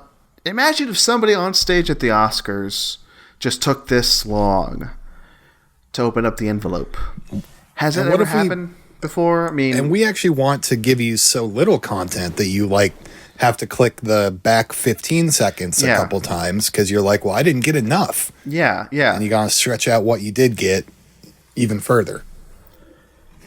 Colin Farrell, The Banshees of Inisherin. What? Yeah. He won. My guy, he did it. The Talk Film Society Awards. He did it. Best Actor at the 10th Annual TFS Awards. Colin Farrell, Banshees of Inisherin. That's exciting to me. I wish he was here to give a little speech because, like we said in a previous episode, it sucks. He hasn't won a major award, right? He hasn't won a single thing. Even at the BAFTAs, where Barry Keoghan somehow won supporting actor over Ke Huy Quan. Yeah, that one time. Come on. Ke Huy Quan didn't win. The one time he had the highest chance. Yeah, he could not have. He didn't get it. Colin Farrell. I love the guy. I'm sure he'll be back at the prestigious Oscars. But hey, he won a Talk. He's going to get an Emmy next year for the Penguins. That's right. He's going to win an Emmy for the Penguin movie. Imagine if he won an Emmy for the Penguin movie before he won an Oscar. With that, Is it a movie or it's a series, right? oh, it's a series. Yeah, imagine if you won for the Penguin series an Emmy before winning an Oscar. That would be very funny. Yeah, very funny. Speaking of funny, That'd be so fucking funny. Documentaries. Nothing fun. No, nothing funny here. This is real life. This is serious. We are being dead fucking serious here. All right, all right. Documentaries. They're flying the wall. They're creative. They're cut from the whole cloth of life. Forgive me if I'm overstepping here. Yeah, go ahead. Sorry. Forgive me if I'm overstepping here, Marcelo, but they're important. Yeah. They shine a prism. The prism of truth. Okay, well, hold on. Let me backtrack more. The light is coming from the projector. The projector is the truth. No, wait. The light coming from the projector is the truth. No, so okay, the projector is the world. Okay, the projector makes the light. That's the truth. And then the lens in which the light goes through, that's the documentary. And it shines a light on the truth, which is projected on the wall of the theater, on the screen where we can see. I couldn't have said that better if I tried. Yeah. And I just one more time, like, I just have to say, like,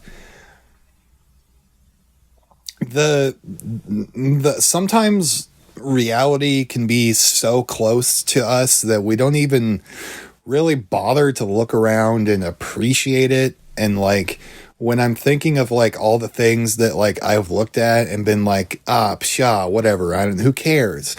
And then I see them back up on the big screen on documentary time in documentary features, and I realize, like, wow, I should have paid more attention to that. And it's because of the people, the documentary film people that do the documentaries, how they could see the same thing I saw and how I scoffed at it, and then they can say, maybe they see me scoffing and they say, no, actually, you need to, you should actually look at that even a little bit further, and then they get the big rig camera out and they point it at that, like, dust bug or whatever that I sneered at, and they're saying, like, this is actually the most important shit that is, and it's more important than frickin' Elvis because it's real. So documentaries make you thankful you're alive, Marcus, is what I'm hearing. They make me feel more alive than anything. And here are your nominees for Best Documentary at the Talk Film Society Awards. All the Beauty and the Bloodshed. Descendant, Fire of Love, Jackass Forever, and Moon Age Daydream. Marcus, please shine a light of truth here with this envelope.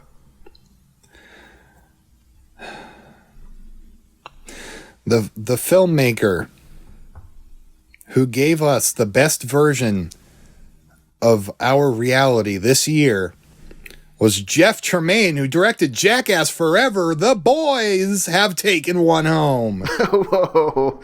Jackass Forever is the winner. Yeah. For Best Documentary. Fills me with glee to say that one.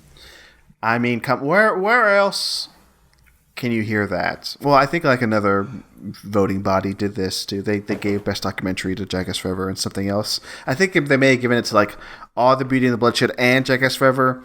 So really, they did it better than us because they gave it to Beauty and Bloodshed, which is amazing. Or no, they gave Best Acting Ensemble. Oh, that's what it happened. Women Talking and right. Jackass Forever. That's right. Thank you, Marcus, for correcting me. That was a correction that I needed, that I appreciate. And you're back on the board. You're in the lead. And I know we just said acting ensemble, but, like, what are we in documentaries if not actors of life? And as an actor in life, I'm going to take my line from you, Marcus. You have a question to ask me, and I'm begging. Yeah, I'm begging for you to ask it. I'm trying to think of the year where I was just the biggest jackass dipshit in the world. Because that documentary really seared its way into my brain, and now I can't stop thinking about it. And I think I was the biggest jackass ever in the year 2018, I think is the one. I'm not sure why you were the biggest jackass in 2018. Or you would have said earlier or later. Yeah. Well, I mean, okay. Let me ask you this. Do you remember anything about 2018? I just remember being, I was blacked out the whole year. So I was just being such a dickhead to everybody. Okay. It was the 6th annual Talk Film Society Awards. For some reason, and I love all these movies that we're going back and looking back on, all these nominees. But for some reason, 2018 is I don't remember much of 2018. Only because I think 2017 and 2019 are so amazing. 2018, solid year, but very little memory of it. Maybe because I was also being a jackass and getting blackout drunk, like you, Marcus. Yeah, maybe we all were. But hey, let's read through the best film nominees at the Talk Film Society Awards, and let's see if... I'm glad we have this on record, by the way. Yeah. You can read back at it. Yeah, because otherwise it'd be like, what? Huh? What? Here are the nominees. Annihilation. I remember that. First Reformed. Hereditary. The Favorite. If Beale Street Could Talk. Mission Impossible Fallout. Paddington 2. Roma. Spider-Man Into the Spider-Verse. And Suspiria. Interesting selection. Actually, that is very interesting. These movies are actually pretty good. I can say for sure Mission Impossible Fallout, one of my all-time favorites. I just rewatched Suspiria, the 2018 Suspiria, not too long ago. I love that movie a lot. Annihilation, I'm a big fan of. The other ones, I don't know. I remember now. This was an unfortunate year at the Oscars. Marcus, do you remember this year? Back 2018 year for the Oscars? The guy slapped somebody or something. No, you're thinking right? that's too early. Yeah, that happened later in the Oscar history. Another slap, though, a figurative slap, happened at those Oscars for 2018. Or is that where they were so white? You know what? I think that was the Oscar So White year. I'm just making sure here. So the Oscars for the 2018 calendar year, they happened in 2019, February 24th. And that was the year that the Best Picture winner was announced to be Green Book. That was the Green Book year. Oh, Jesus. Yeah, right. Yeah. And Green Book won over Black Panther, Black Klansman, Bohemian Rhapsody, The Favorite, Roma, A Star is Born, and Vice. Terrible year at the Oscars, in my opinion, because of Green Book winning Best Picture. Because that fucking sucks. What were our nominees again? You want to just go through the list again? Okay. Well, I don't remember, and I'm supposed to take a guess. I can only remember Annihilation, and I'm not going to say that. Okay, one more time. Annihilation, The Favorite, First Reformed, Hereditary, If Beale Street Could Talk, Mission Impossible Fallout, Paddington 2, Roma, Spider-Man Into the Spider-Verse, and Suspiria. Those were our nominees. Talk Film Society. Who won? If Beale Street Could Talk. Incorrect. The Favorite. Okay. Damn it. Yeah. Damn it. I don't know why that one was reaching to me, but I rejected its reach. I remember calculating the votes here for this year for 2018's winner. And yeah, The Favorite kind of was a bit of a surprise, only because I think there are so many equally appreciated movies of that year. There's a lot of people going for Hereditary, or even like First Reformed, or Roma, or Spider-Man. If Beale Street Could Talk, it was spread out. So the favorite was our favorite for this year. Yeah, and also we were all expecting Roma to win Best Picture at the Oscars, and I thought maybe Roma could have won Best Film at the Talk Society Awards, and yeah, it lost to the favorite. But America's not the only one that makes films. Like, we all know that. No, right? Like, what? Yeah. Oh yeah, speaking of Roma, Roma. Roma. Exactly. Good transition, Marcus. Roma was a film that was international. Can we Spain name or something? Mexico? Can we name any other? Mexico, of course. Can we name at least 5 films that are international, Marcus? Yeah, I think I can name 5 films that came from different countries that were released last year. I'm betting you can't. Oh, you know what? Here's the scenario. I'm betting you can't name the 5 best international films as voted on by the Talk Film Society voting body for the year 2022. I bet this you is can't going to be tough, but the top of my head, I'm just going to give guesses I've already calculated the guesses. I'm going to present them to you in alphabetical order. I think we would have nominated All Quiet on the Western Front, Athena, Decision to Leave, EO, and RRR. Marcus, I can't believe you said those 5, because those were the nominees for Best International Film at this year's Talk Film Society Awards.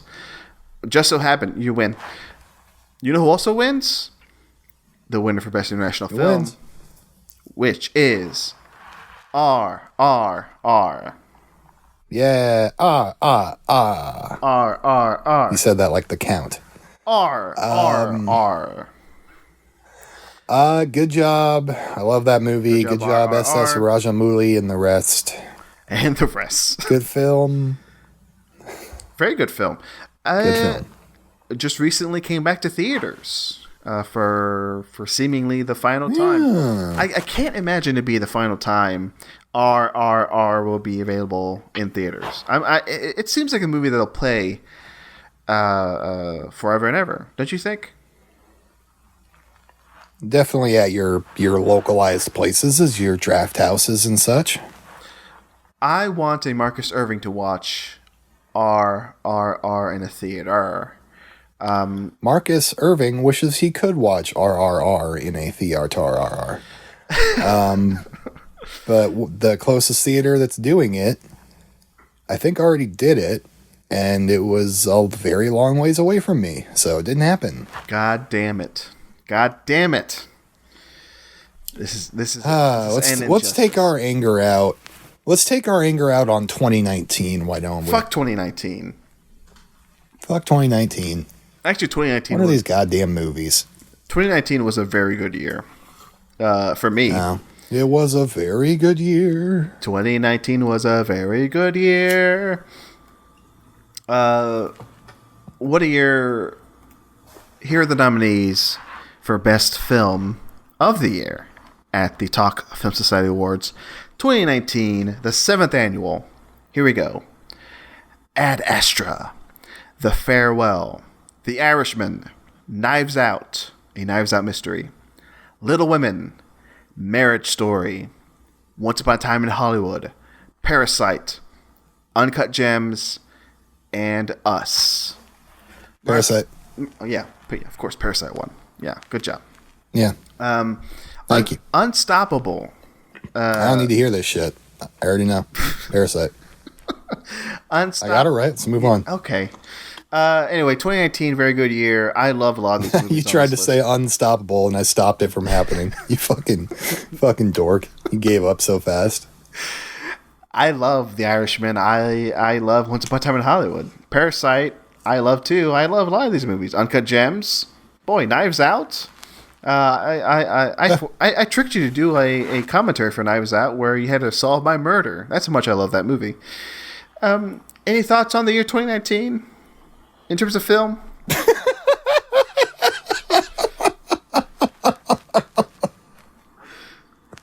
That was a good list of movies.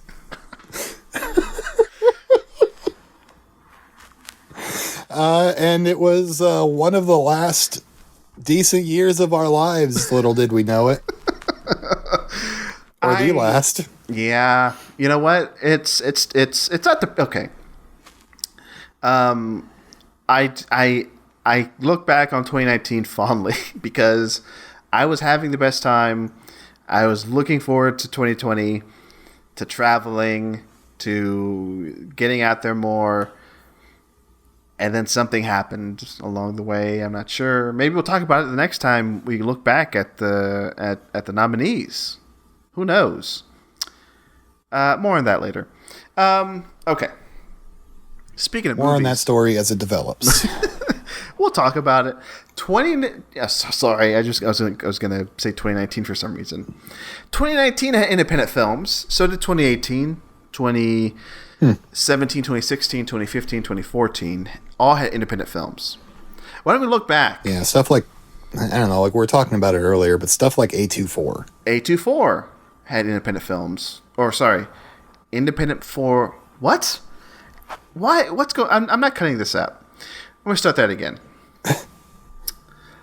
And you know who would leave this sort of thing in? Independent filmmakers. You know, they use all this weird dialogue that like overlaps and like they put in like they leave the mistakes in. Like if an actor flubs a line, like jazz, if an actor like shit happens. It's real life. If an actor flubs a line, you know, maybe the director sneakily in the editing bay will go, you know what? Let's leave that one in so it seems more natural. That's what independent filmmakers do. Those fucking dirtbags. But let's look back at the previous independent film winners at the Talk Film Society Awards. Really? Let's do that real quick. 2013, the best independent film was Before Midnight. Let's see. Second annual, 2014, the best independent film was Whiplash. And then after that, Ex Machina. And Moonlight. And, hey, Lady Bird. And what else? There was no best independent film in 2018. That's weird. Why did I do that? Well, there weren't that many good ones. So, yeah. Apparently, I just dropped the category in 2018. I had to have a reason. I don't know why, but hey, I brought it back in the next year, and I gave that. We gave that. I was always the MC of these, so I gave the award out. I announced the winner. Parasite won for best independent film in the aforementioned 2019. So those are just some of the previous winners of the best independent film. But what's going to win this year? Do we know, Marcus? Do we know? I don't. No, I don't. Why don't we get down to it? Marcus, here are the nominees for best independent film at this year's Talk Film Society Awards. Oh, before we get too much farther, the film that I've had in the running behind me, it just finished. It's an independent film. I've been watching White Chicks this whole time. And the nominees are After Sun, The Banshees of Inisherin, Everything Everywhere All at Once, Mad God, and X. All right, Marcus, who's the best independent film? Or what is the best independent film? Your winner of the best independent film of 2022 is Everything Everywhere All at Once. Yay! Another one for Everything Everywhere All at Once. I don't know what the score is, but it's looking like they may pull it off. Marcus, you want to put money down? Yeah, how about I put down the budget of $25 million that went into Everything Everywhere All at Once? How about that? You know what? Fair enough. Our best independent film. Listen, it got nominated at the Indie Spirit Awards. We were just saying, Marcus. Whatever. We were just saying A24. I'm being a little screwball. Okay. Being a little shit is what you're being. Yeah. I'm sorry. Do you think Oscar hosts? Do you think? And here's a good example. Do you think James Franco and Anne Hathaway got madder and madder at each other as the ceremony went along? I'm sure they did. I think. I'm sure. I think. I would imagine. I think one of them had every right to be mad, and the other one can go right in hell. Guess which one's which, folks. All right. Hey, and Anne Hathaway, she's played the supporting role in many films. She has, and she's won the Oscar for as best an supporting actress. Yeah, she actually, Jesus, yeah, Les Miserables. Les Miserables. Les Miserables. Those miserable people. But she's not going to win this year, I'll tell you that. Who might win this year? I don't know. It could be Carrie Condon from The Banshees of Inisherin, Stephanie Sue from Everything Everywhere All at Once, Janelle Monáe from Glass Onion: A Knives Out Mystery, Keke Palmer from Nope, or Kristen Stewart, Crimes of the Future. See, when you talked about ballot stuffing earlier, this is the one I came to. I was like, Kristen Stew, she's got the Stew fans. No. But no, it makes more sense it was Lady Gaga. Yeah, well, I did double check the Kristen Stewart votes when we did the first round of voting. I think I mentioned this on the show, maybe, but yeah, I found no controversy there. So legit. I mean, hey, people love Kristen Stewart. Did she win? She might have. Marcelo, you tell us. The winner for Best Supporting Actress at this year's Talk Film Society Awards is Stephanie Shu for Everything Everywhere All at Once. Hey, another one. Hey, very good. And another one, as DJ Kali would say. And another award for Everything Everywhere All at Once and Stephanie Shu. And another award. Hey, is Everything Everywhere going to get another award after this? We'll find out in a bit. Jesus. We'll have to see. Okay. So the year was 2020. Where were you in the year 2020, Marcus? Much like most years, I was inside of my home. Interesting. But this year it was for a different reason. Oh. I had been it is like I had been put under house arrest and muzzled like a dog. Let's not do this. Let's not. and then the frickin' thought police came to my house and injected me with this poison that I now have steaming through my veins. I'm sorry, this called a supposed vaccine. Sorry, our feed got hijacked by the Joe Rogan podcast, so I can't cut that out. Unfortunately, folks, you did hear a clip from that podcast where he interviewed. Yeah, that was really where he interviewed Dr. Fauci. Dr. Fauci came on the show. That's weird. But 2020. Hey, the pandemic started. We were all stuck in our homes, Scamdemic. Okay. Why does that keep happening? Hey, what? I can't turn it off. Again, I can't edit this out. So weird. Anyway, 2020 was a good year in terms of movies. Okay, a very good year. We saw a lot of not a lot. We saw most of these at home because that's the only place we could see them. But hey. Still great. Because hey, here are the nominees for our best film category at the Talk Film Society Awards: Birds of Prey and the Fantabulous Emancipation of One Harley Quinn, Da Five Bloods, First Cow, Minari, Never, Rarely, Sometimes, Always, Nomadland, What? Promising Young Woman, Small Axe, Soul, and Sound of Metal.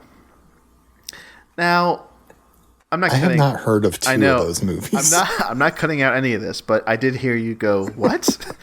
When I said never, rarely, sometimes always. What was the other one? Small Axe.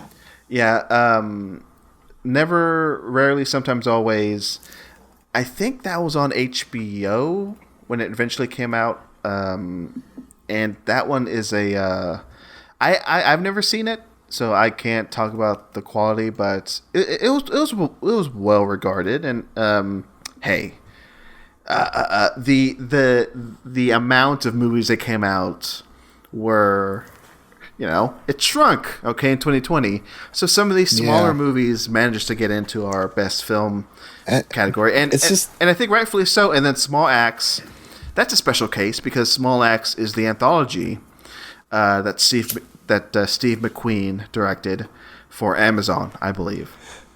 That name also kind of struck me, because it just sounds like a bunch of gobbledygook putting a bunch of words together. Like I don't know, like I hear what I was about to say, like everything, everywhere, all at once, or something like that. Like it just, I don't know. Never, rarely, sometimes, always. Here is the first line of or definitely, maybe. Like come on. Here is the first line of the synopsis of Never, Rarely, Sometimes, Always. 17-year-old Autumn Kalin suspects she is pregnant and goes to a crisis pregnancy center. Okay. Look, I'm not discounting the film. I don't think I've heard of it. So suck on that, Marcus. Or Small Axe. I have not heard of either of those. I've heard of them now. And there's number one on my watch list. Small Axe is an anthology that consists of 5 films that tell distinct stories about the lives of West Indian immigrants in London from the 1960s to the 1980s. That's interesting. So get it together, Marcus. Come on. Actually, I haven't seen either of these, so I am just kidding too. Like I said, smaller field to pick from movies, and so these smaller movies that kind of are real blind spots for someone like you who, hey, you're knowledgeable, you know your stuff.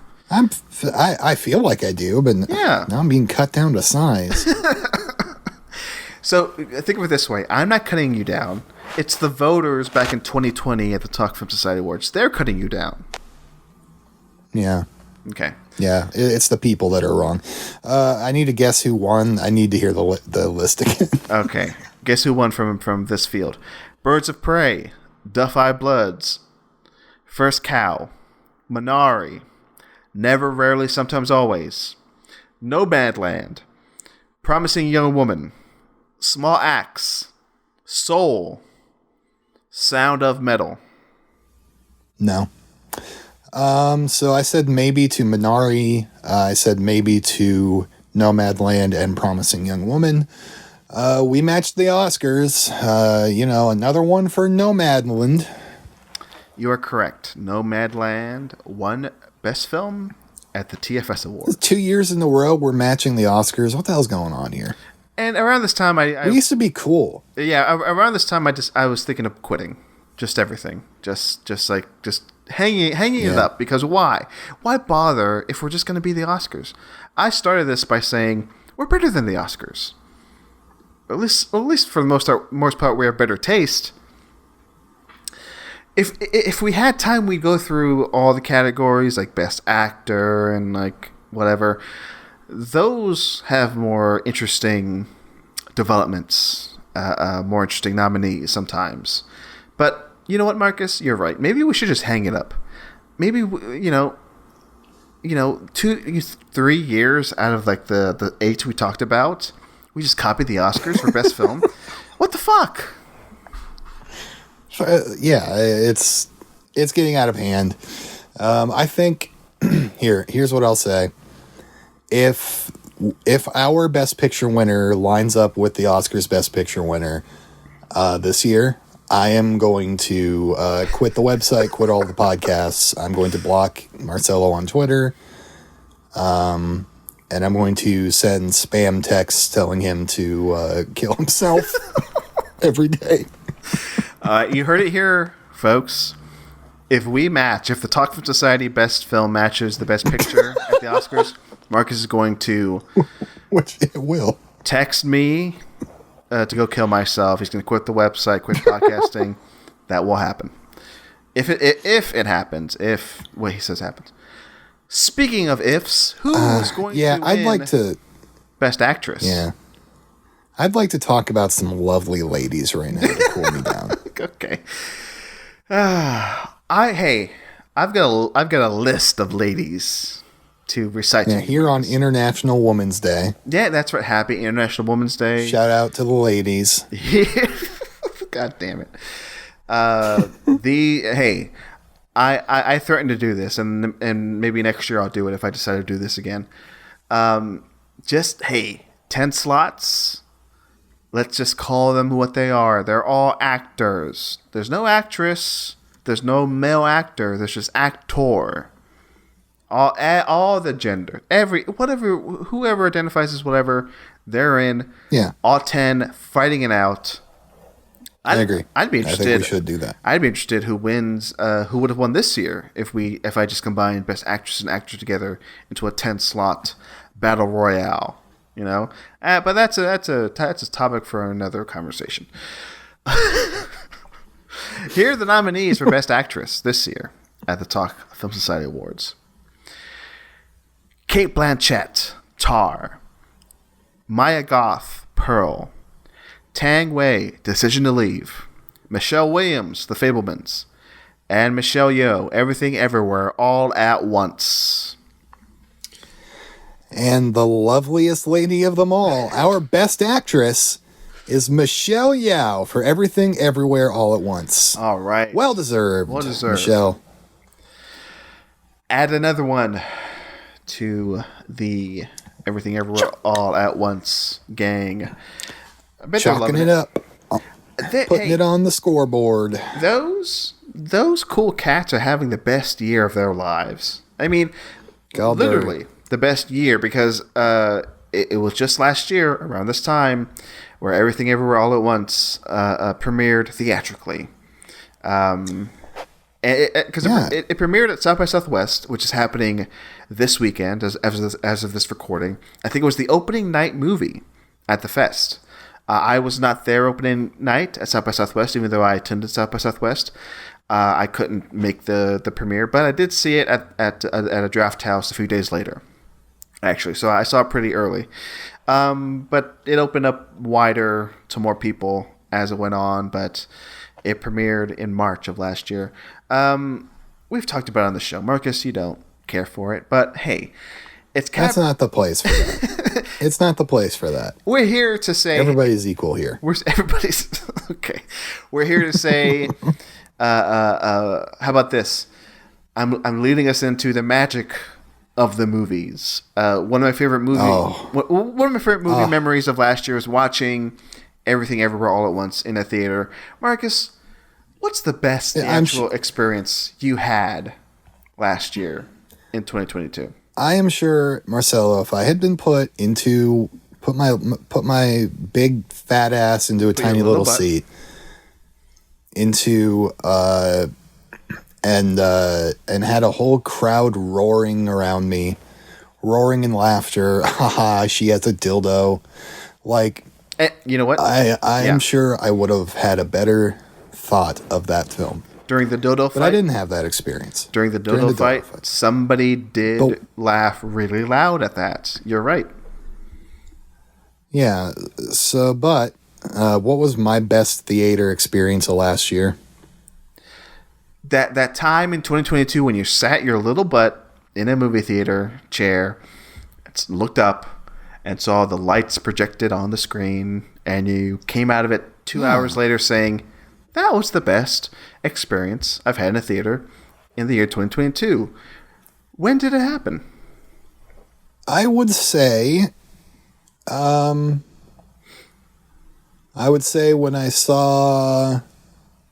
I took the chance to go out and see Barbarian, and I was so stunned.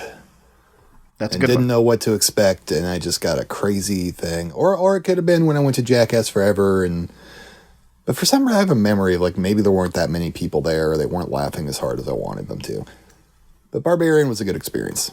Yeah, that's another solid theatrical experience for me too. With a year filled with them, we could go on, but but when I think of those films, I feel like I have one person to thank for giving me those experiences.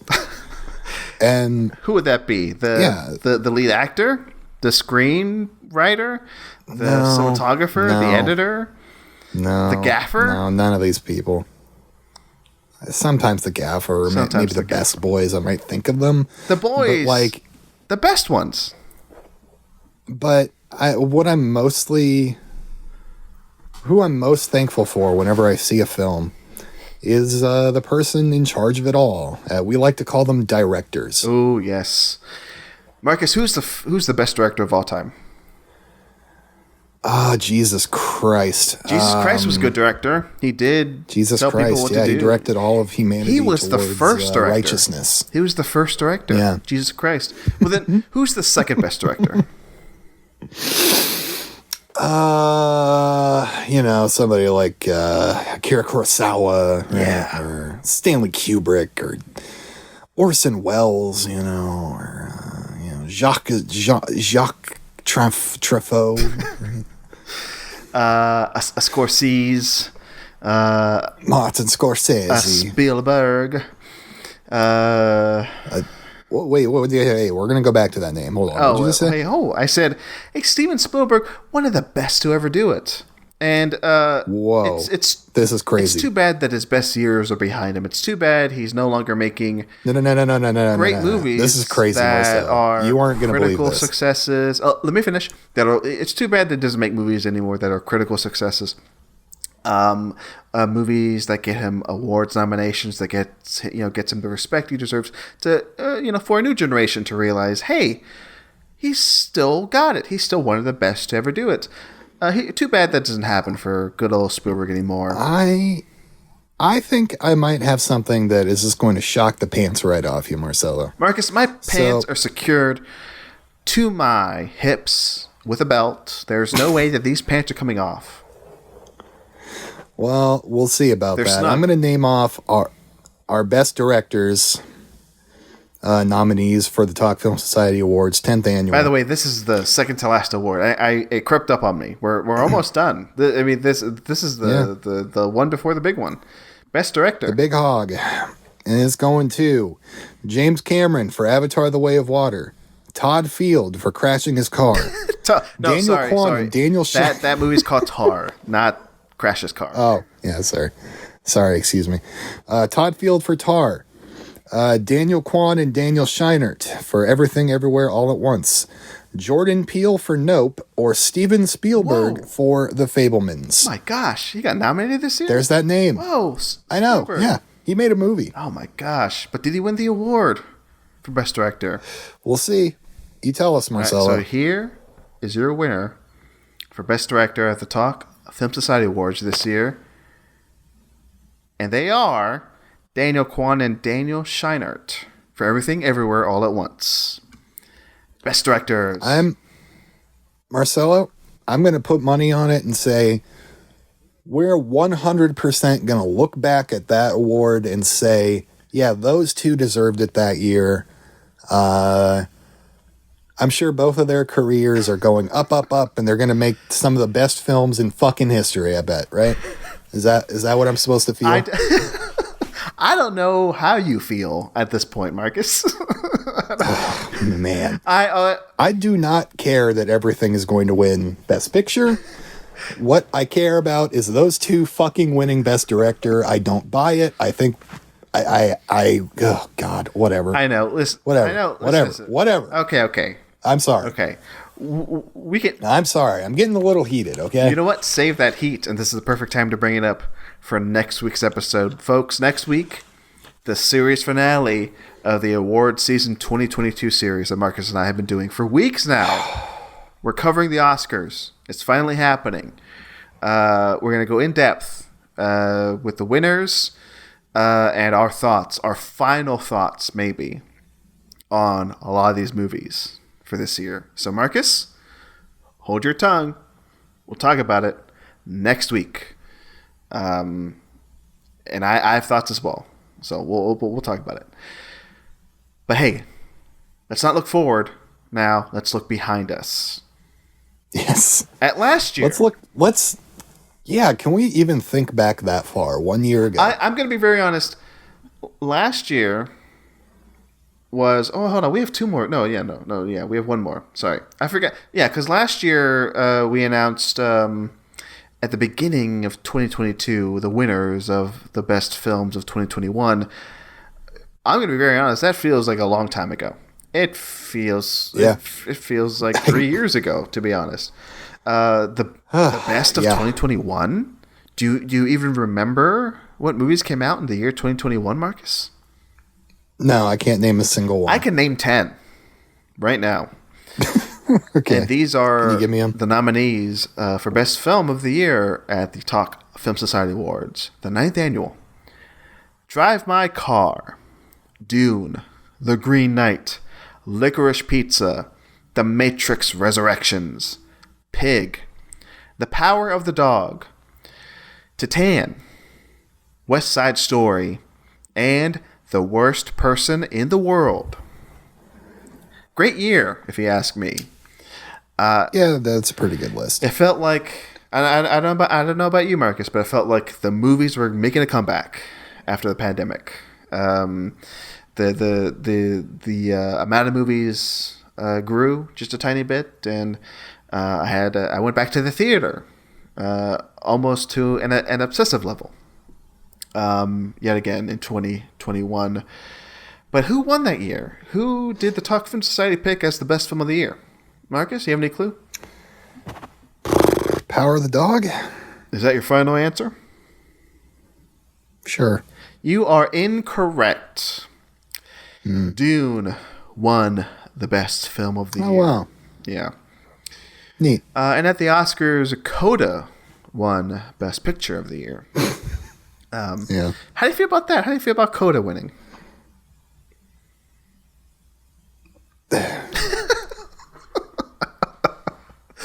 No film this year would be worse than Coda winning. Okay. Okay. I can say that. All right. Okay. I remember liking Coda. I think after when I first saw it, like a month before it got nominated, I was like, you know what, this is fine. It's like It's fine. It's a well-made movie of the week, like TV movie. Movie of the week. Yeah. Fucking, it feels like a TV movie. Yeah. It feels like something you can watch on, But I don't know, or a made for TV, like a made for HBO movie. it very much feels like, yes, we've all gone through perhaps the worst thing that'll happen to us until the next big thing that happens to us, right? We went to 2020, and I guess the Academy voters wanted something lighter, something more hopeful. So they went with that. They went with Coda. But meanwhile, the Talk Film Society voters, they went with Dune, which was the opposite of Coda, which, in my case, if you ask me, should have won like Best Picture that year at the Oscars. Yeah. We kicked ass. So Marcus, I'll tell you. Take this and shove it, because remember earlier you were saying, hey, we were matching up the Oscars. No, not anymore, buddy. No, That was not even close Dune that year. time. We won. All right. Who will win this So year, this is it. Marcelo? It's all been leading up to this. The final category. Best Film of the Year this year for the 10th Annual Talk Film Society Awards. Buddy, I mean, okay, we got to do our opening little talk about Best Film of the Year. I don't know what to say. It's been quite a year. One of the best, even. Marcus, would you say 2022 was a banner year for horror movies? I think for horror movies in particular, 2022 was a big year, and I stand behind that. Yeah, I've asked you that question like 5 times this series. I was wanting to ask it one more time before it's over. I think we only nominated one, if you could call it that, horror movie. But there are so many others. Yeah, one. If you could even call that one a horror movie. Well, oh no, actually 2. I Wait, would, 2. but- Wait, 2 maybe. 1.5. Anyway, we'll talk about it later. Oh yeah, 2. I'll just say Yeah, say 2. Okay, 2 horror movies. Listeners try to guess which ones they are. I loved being a movie fan in 2022, I managed to see in total the movies logged like 630 movies in 2022. Beautiful. You're a fucking psycho, man. I love it. I was able to watch movies at home. Of course, I saw the movies at theaters. I went to 2 film festivals. And hey, you've heard me talk about the year 2022 in the last however many episodes. It was a great year. Marcus, do you think it was a good year for movies?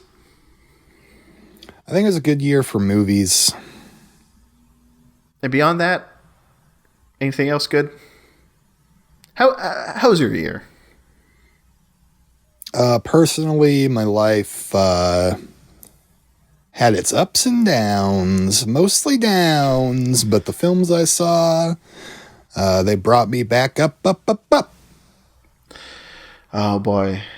If anything, if you've learned anything, folks, Marcus too, is we wouldn't be here without the movies. No. Not at Never. all. Never. No. Not once. So, without further ado, here are the nominees for Best Film of the Year. Marcus, you want to trade off? I do want to trade off, Marcelo, and I want to snipe you and steal the first one. Avatar, The Way of Water. The Banshees of Inisherin. The Batman. Everything Everywhere All at Once.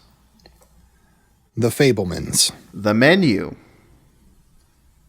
Nope. RRR. Tar. And Top Gun Maverick. All right. And all together, we're going to say it. Your best film we're gonna say of the year. Together. Here we go. For the 10th annual Talk Film Society Awards, Best Film of the Year goes to Everything Everywhere all at once. Everything Everywhere All at Once. Takes home the gold. Wow. So congrats to that movie. Definitely our most winningest movie of the night. I don't know. Well, hold on. Let me do the quick math. Let's see. Everything Everywhere. Wow. Oh, wait, no. I could spell it right. It won a total of 8 awards this evening. Best Supporting Actress, Supporting Actor, Best Actress, Acting Ensemble, Original Screenplay, Directors, Independent Film, and Best Film of the Year. 8 awards. Wow.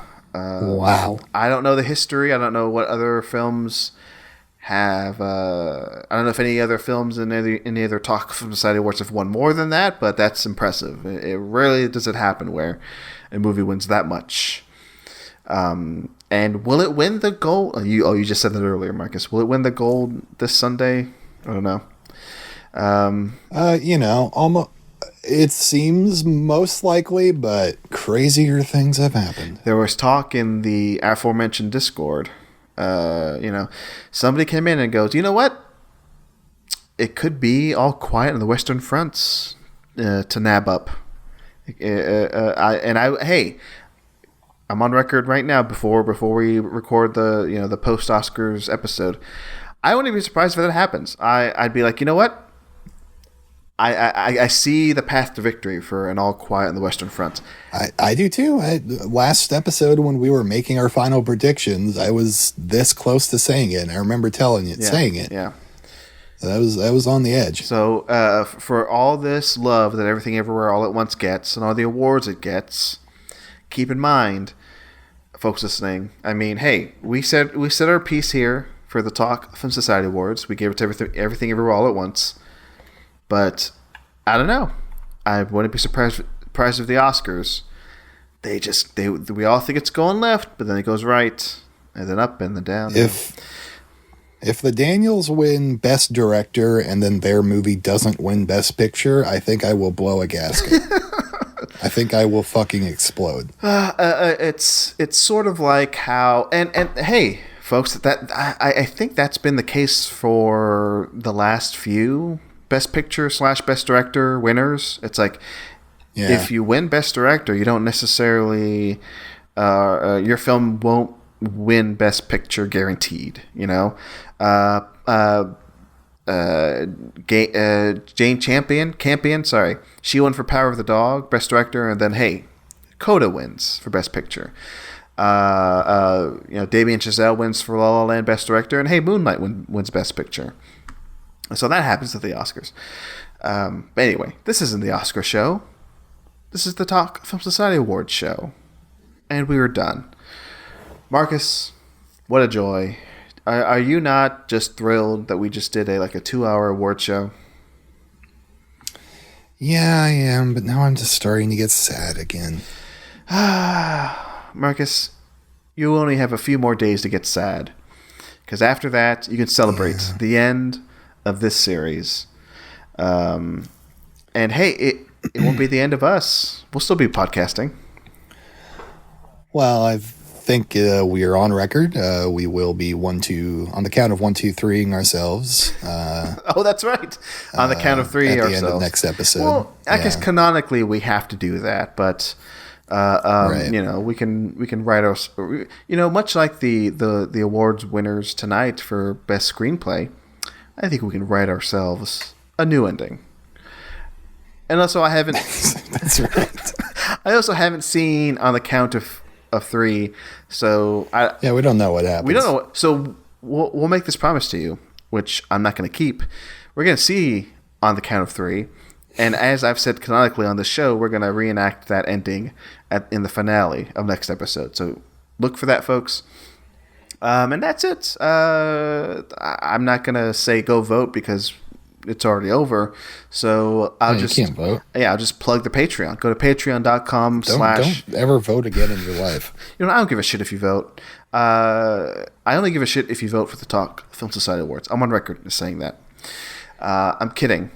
I don't. I'm always afraid people take me seriously, Marcus. Do you take yourself seriously? No. I don't take myself seriously. I mean, I worry sometimes of how I'll be perceived, but I feel I have to distance myself from my podcast persona. I'm playing a little bit of a character. He's a rascal. He's an idiot. Mm-hmm. Oh, so you're playing an idiot? Yeah, that's right. And I'm actually very intelligent. Oh.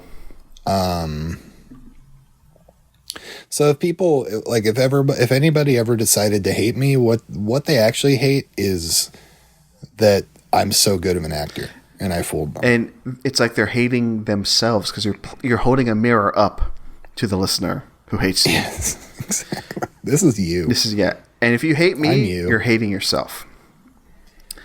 Follow us on Twitter at TalkFilmSOC. Go to the website itself, talkfilmsociety.com. That's it. Follow Gunk Blader. TalkFilmSociety.com/Discord. Go to the Discord. Have some Community. fun. If you're listening to this on Thursday when it comes out, you only have a scant few days to get into the awards channel before that gets shut down for the season. Are you going to be sad that the awards channel is going to be dead in the Discord, Marcus? Yes, but I just got to know in 9 months it'll be back to thriving, and it's got to live through the gestation period of one baby. Yeah, and I'll be happy again. So, folks, we'll be back in one baby's gestation cycle.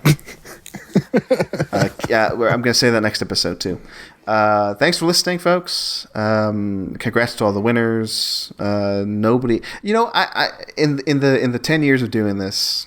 There's going to be a handful of people who have accepted, who've retweeted the tweets where we told them they win. Yeah, I forget who it was, but it's happened. It's happened rarely. It's not that it hasn't happened.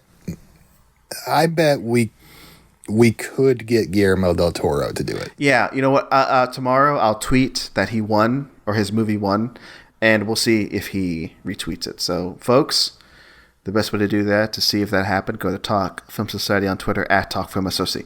All right, thanks, Marcus. Talk to you next week for the final episode of this. And listeners, hey, see you at the movies.